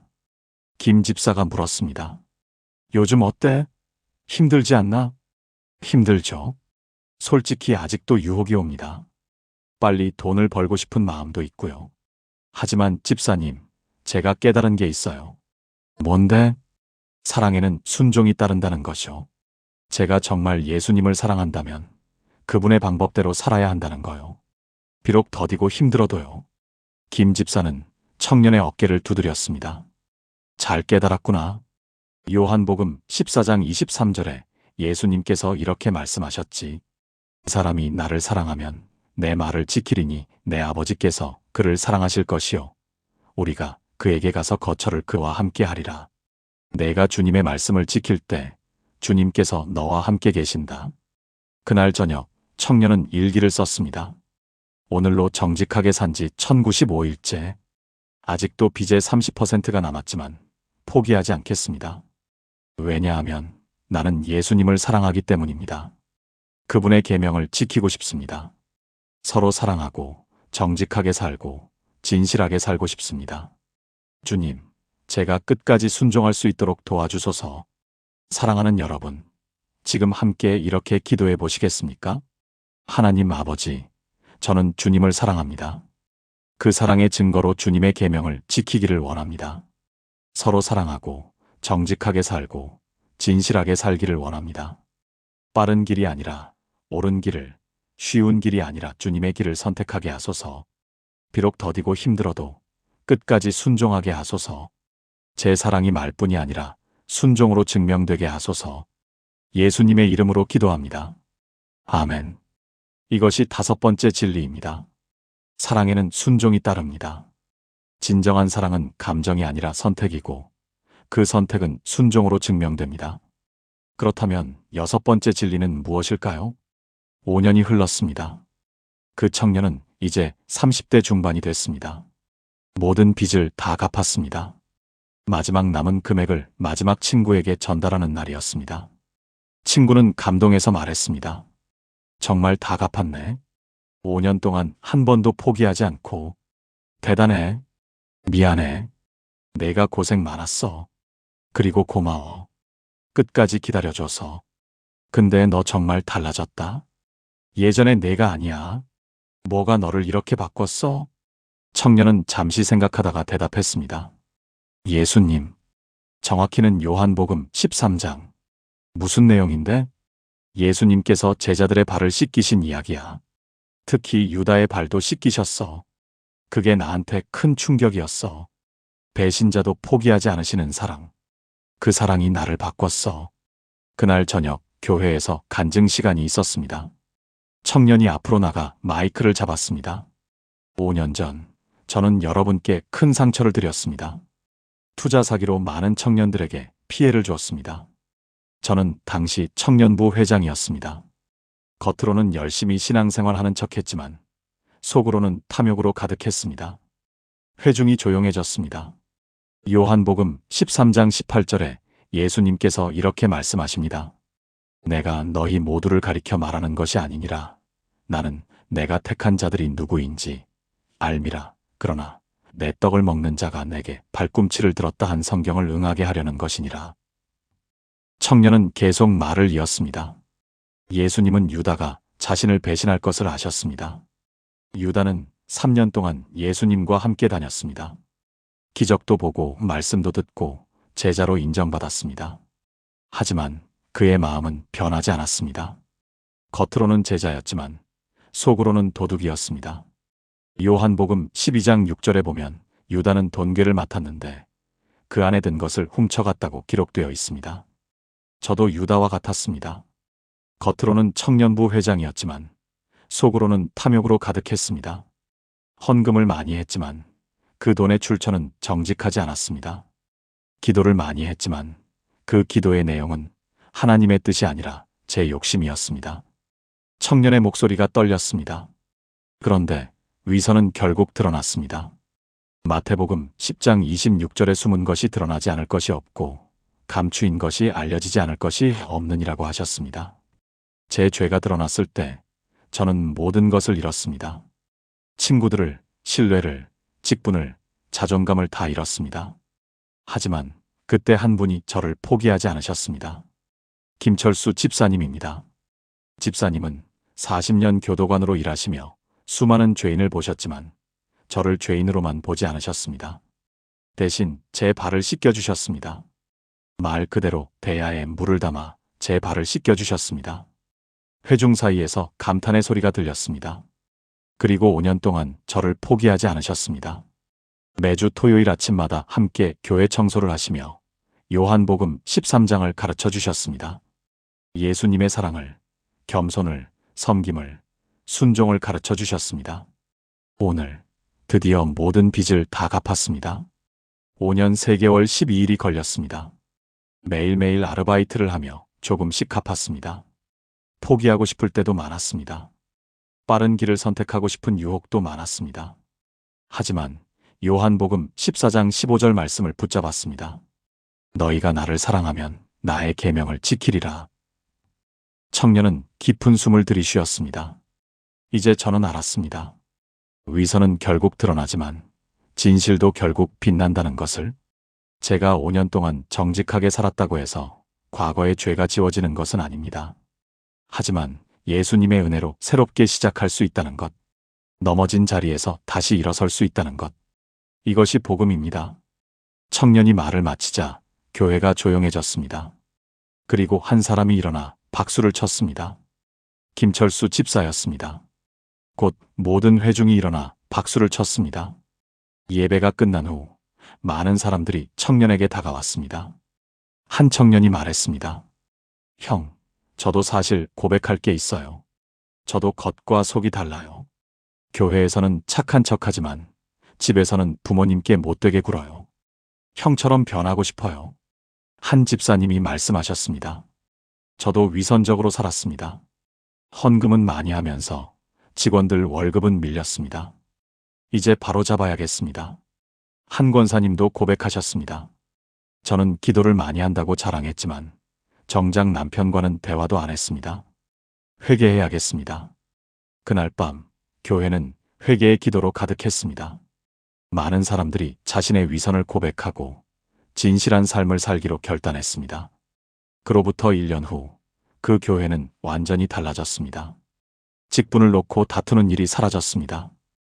헌금 액수를 자랑하는 일이 없어졌습니다. 대신 서로 발을 씻겨주는 문화가 생겼습니다. 어려운 사람을 돕고 넘어진 사람을 일으키고 상처받은 사람을 위로하는 교회가 됐습니다. 김철수 집사는 이제 70세가 됐습니다. 곧 은퇴할 예정입니다. 그런데 교회는 그에게 새로운 직분을 제안했습니다. 집사님, 이제 은퇴하시면 발 씻김 사역을 담당해 주실 수 있으세요? 새신자들에게, 연약한 성도들에게, 넘어진 분들에게 요한복음 13장을 가르쳐 주시고 실제로 발을 씻겨 주시는 사역이요. 김 집사는 감격했습니다. 제가 40년 동안 교도관으로 일하며 죄인들을 감시했습니다. 하지만 이제 마지막 인생은 성도들의 발을 씻기는 일에 쓰고 싶습니다. 예수님께서 하신 그 일을 따라하고 싶습니다. 사랑하는 여러분, 지금 함께 이렇게 기도해 보시겠습니까? 하나님 아버지, 제 안의 위선을 드러내 주소서. 겉과 속이 다른 제 모습을 보게 하시고 진실하게 회개하게 하소서. 위선은 결국 드러나지만 진실은 결국 빛남을 믿습니다. 이제 저는 진실하게 살기를 원합니다. 교회 안에서뿐 아니라 집에서도, 직장에서도, 모든 곳에서 진실하게 살기를 원합니다. 제 삶이 빛이 되고 제 진실함이 복음을 증거하게 하소서. 예수님의 이름으로 기도합니다.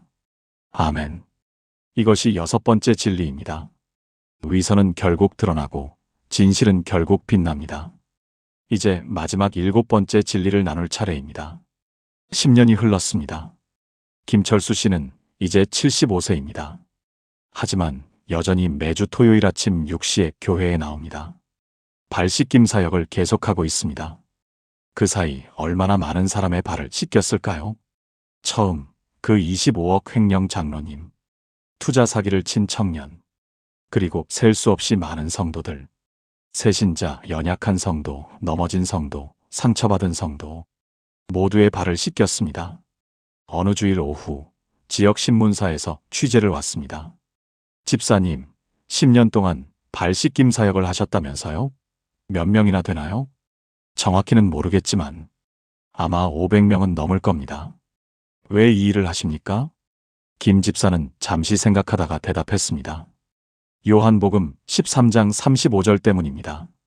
기자가 성경을 펼쳤습니다. 너희가 서로 사랑하면 이로써 모든 사람이 너희가 내 제자인 줄 알리라. 이 말씀이 제 인생의 모토가 됐습니다. 진정한 제자는 사랑으로 알려집니다. 은사로도 능력으로도 지식으로도 아닙니다. 오직 사랑으로만 알려집니다. 하지만 발을 씻기는 게 사랑입니까? 그렇습니다. 예수님께서 보여주신 사랑은 겸손한 섬김이었습니다. 자기를 낮추고 다른 사람을 높이는 것이었습니다. 저는 그 사랑을 따라하고 싶었습니다. 기사가 나간 후 교회에 많은 사람들이 찾아왔습니다. 다른 교회 목사님들도, 신학생들도, 일반인들도, 저희 교회에서도 이 사역을 시작하고 싶습니다. 어떻게 하면 될까요? 김 집사는 모두에게 똑같이 대답했습니다. 요한복음 13장을 읽으십시오. 그리고 실천하십시오. 머리로 이해하는 것이 아니라 몸으로 실천하는 것입니다. 그날 저녁 김 집사의 집에 한 통의 전화가 왔습니다. 집사님, 저 기억하세요? 10년 전 25억 횡령한 그 장로입니다. 아, 장로님, 잘 지내셨습니까? 네, 덕분에 잘 지내고 있습니다. 그런데 오늘 신문 기사를 봤습니다. 집사님이 500명의 발을 씻기셨다고요. 제가 한 게 아니라 예수님께서 하신 겁니다. 저는 그저 따라 했을 뿐입니다. 집사님, 감사합니다. 10년 전 그날 집사님이 제 발을 씻겨주지 않으셨다면 저는 지금 이 자리에 없었을 겁니다. 집사님이 보여주신 그 사랑이 저를 살렸습니다. 장로님은 지금 어떻게 지내십니까? 저도 비슷한 일을 하고 있습니다. 교도소 전도를 계속하고 있고 출소자들을 돕고 있습니다. 집사님께 배운 그 사랑을 나누고 있습니다. 전화를 끊고 김 집사는 눈물을 흘렸습니다. 기쁨의 눈물이었습니다. 주님, 감사합니다. 한 사람이 변화되면 그 사람이 또 다른 사람을 변화시키는구나. 이것이 사랑의 연쇄 반응이구나. 다음 주 수요일 교회에서 특별 간증회가 열렸습니다. 지난 10년 동안 김 집사에게 발을 씻김 받은 사람들이 모였습니다. 한 명 한 명 나와서 간증했습니다. 저는 이혼 직전이었습니다. 그런데 집사님이 제 발을 씻기시며 배우자 사랑을 가르쳐 주셨습니다. 지금 저희 부부는 행복합니다. 저는 사업 실패로 자살을 생각했습니다. 그런데 집사님이 제 발을 씻기시며 하나님의 사랑을 전해주셨습니다. 지금 저는 다시 일어섰습니다. 저는 자녀와의 관계가 끊어졌습니다. 그런데 집사님이 제 발을 씻기시며 용서를 가르쳐 주셨습니다. 지금 저희 가족은 회복됐습니다. 간증이 계속됐습니다. 50명 넘는 사람들이 간증했습니다. 마지막에 그 10년 전 청년이 나왔습니다. 이제는 40대 중년이 된 그 청년이었습니다. 저는 10년 전 투자 사기로 많은 분들께 상처를 드렸습니다. 그때 김 집사님이 제 발을 씻기시며 예수님의 사랑을 보여주셨습니다. 그 사랑이 저를 완전히 바꿨습니다. 지금 저는 청소년 상담사로 일하고 있습니다. 방황하는 청소년들을 돕고 있습니다. 그리고 매주 토요일 아침에는 집사님과 함께 교회 청소를 합니다. 아직도요. 10년째요. 왜냐하면 저도 다른 사람의 발을 씻기고 싶기 때문입니다. 간증회가 끝난 후 담임 목사님이 말씀하셨습니다. 사랑하는 성도 여러분, 오늘 우리는 놀라운 것을 목격했습니다. 한 사람의 사랑이 수백 명을 변화시키는 것을. 이것이 바로 요한복음 13장 35절의 실현입니다. 너희가 서로 사랑하면 이로써 모든 사람이 너희가 내 제자인 줄 알리라. 김 집사님은 큰 은사가 있는 분이 아닙니다. 능력이 특별한 분도 아닙니다. 신학학위가 있는 분도 아닙니다. 하지만 사랑이 있습니다. 예수님께서 보여주신 그 겸손한 섬김의 사랑이 있습니다. 그래서 모든 사람이 그분이 진정한 제자임을 압니다. 여러분, 우리도 그런 제자가 될 수 있습니다. 능력으로가 아니라 사랑으로, 지식으로가 아니라 섬김으로, 말로가 아니라 행동으로 우리가 서로 사랑할 때 이 세상은 우리가 예수님의 제자임을 알게 될 것입니다. 그날 밤 수십 명의 성도들이 발 씻김 사역에 동참하기로 결단했습니다. 어떤 분은 병원 환자들의 발을 씻기기로, 어떤 분은 요양원 어르신들의 발을 씻기기로, 어떤 분은 노숙자들의 발을 씻기기로 사랑의 씨앗이 뿌려지기 시작했습니다. 1년 후 그 교회는 지역사회에서 사랑의 교회로 알려졌습니다. 사람들이 말했습니다. 저 교회 사람들은 정말 다르다.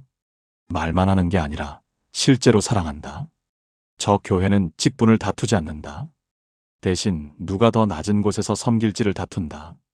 저 교회 사람들을 보면 예수님이 생각난다. 겸손하고 온유하고 사랑이 넘친다. 이것이 바로 요한복음 13장 35절의 실현이었습니다. 사랑으로 알려지는 제자들. 김철수 집사는 이제 80세가 됐습니다. 몸은 많이 약해졌지만 여전히 발 씻김 사역을 계속하고 있습니다. 어느 토요일 아침 한 청년이 물었습니다. 집사님, 15년 동안 이 일을 하셨는데 힘들지 않으세요? 김 집사는 미소 지으며 대답했습니다. 힘들지. 허리도 아프고 무릎도 아프고. 하지만 알겠니?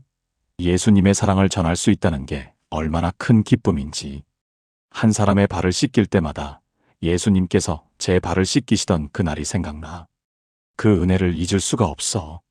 사랑하는 여러분, 지금 함께 이렇게 기도해 보시겠습니까?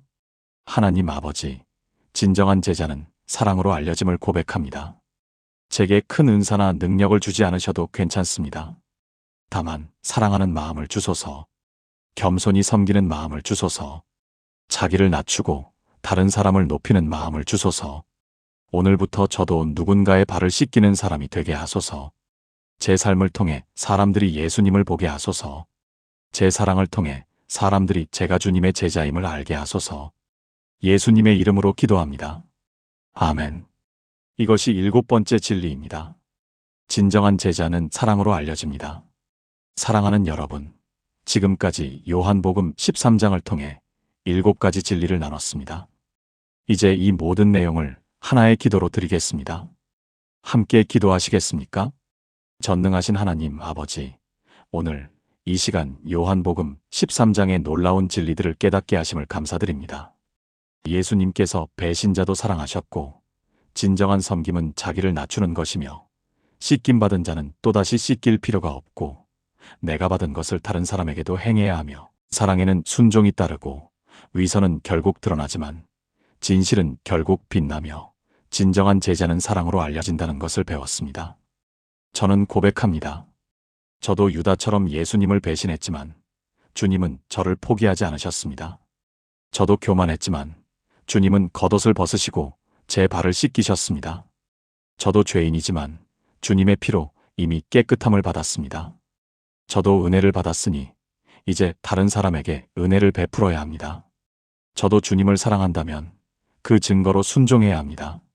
저도 위선적으로 살았지만 이제 진실하게 살기를 원합니다. 저도 주님의 제자라면 사랑으로 알려지기를 원합니다. 주님, 오늘부터 저를 변화시켜 주소서. 40년 교도관이 25억 횡령 장로를 용서했듯이 저도 용서하게 하소서. 김철수 집사가 15년 동안 500명의 발을 씻겼듯이 저도 섬기게 하소서. 그 청년이 5년 동안 정직하게 빚을 갚았듯이 저도 순종하게 하소서. 제 삶이 요한복음 13장에 살아있는 증거가 되게 하소서.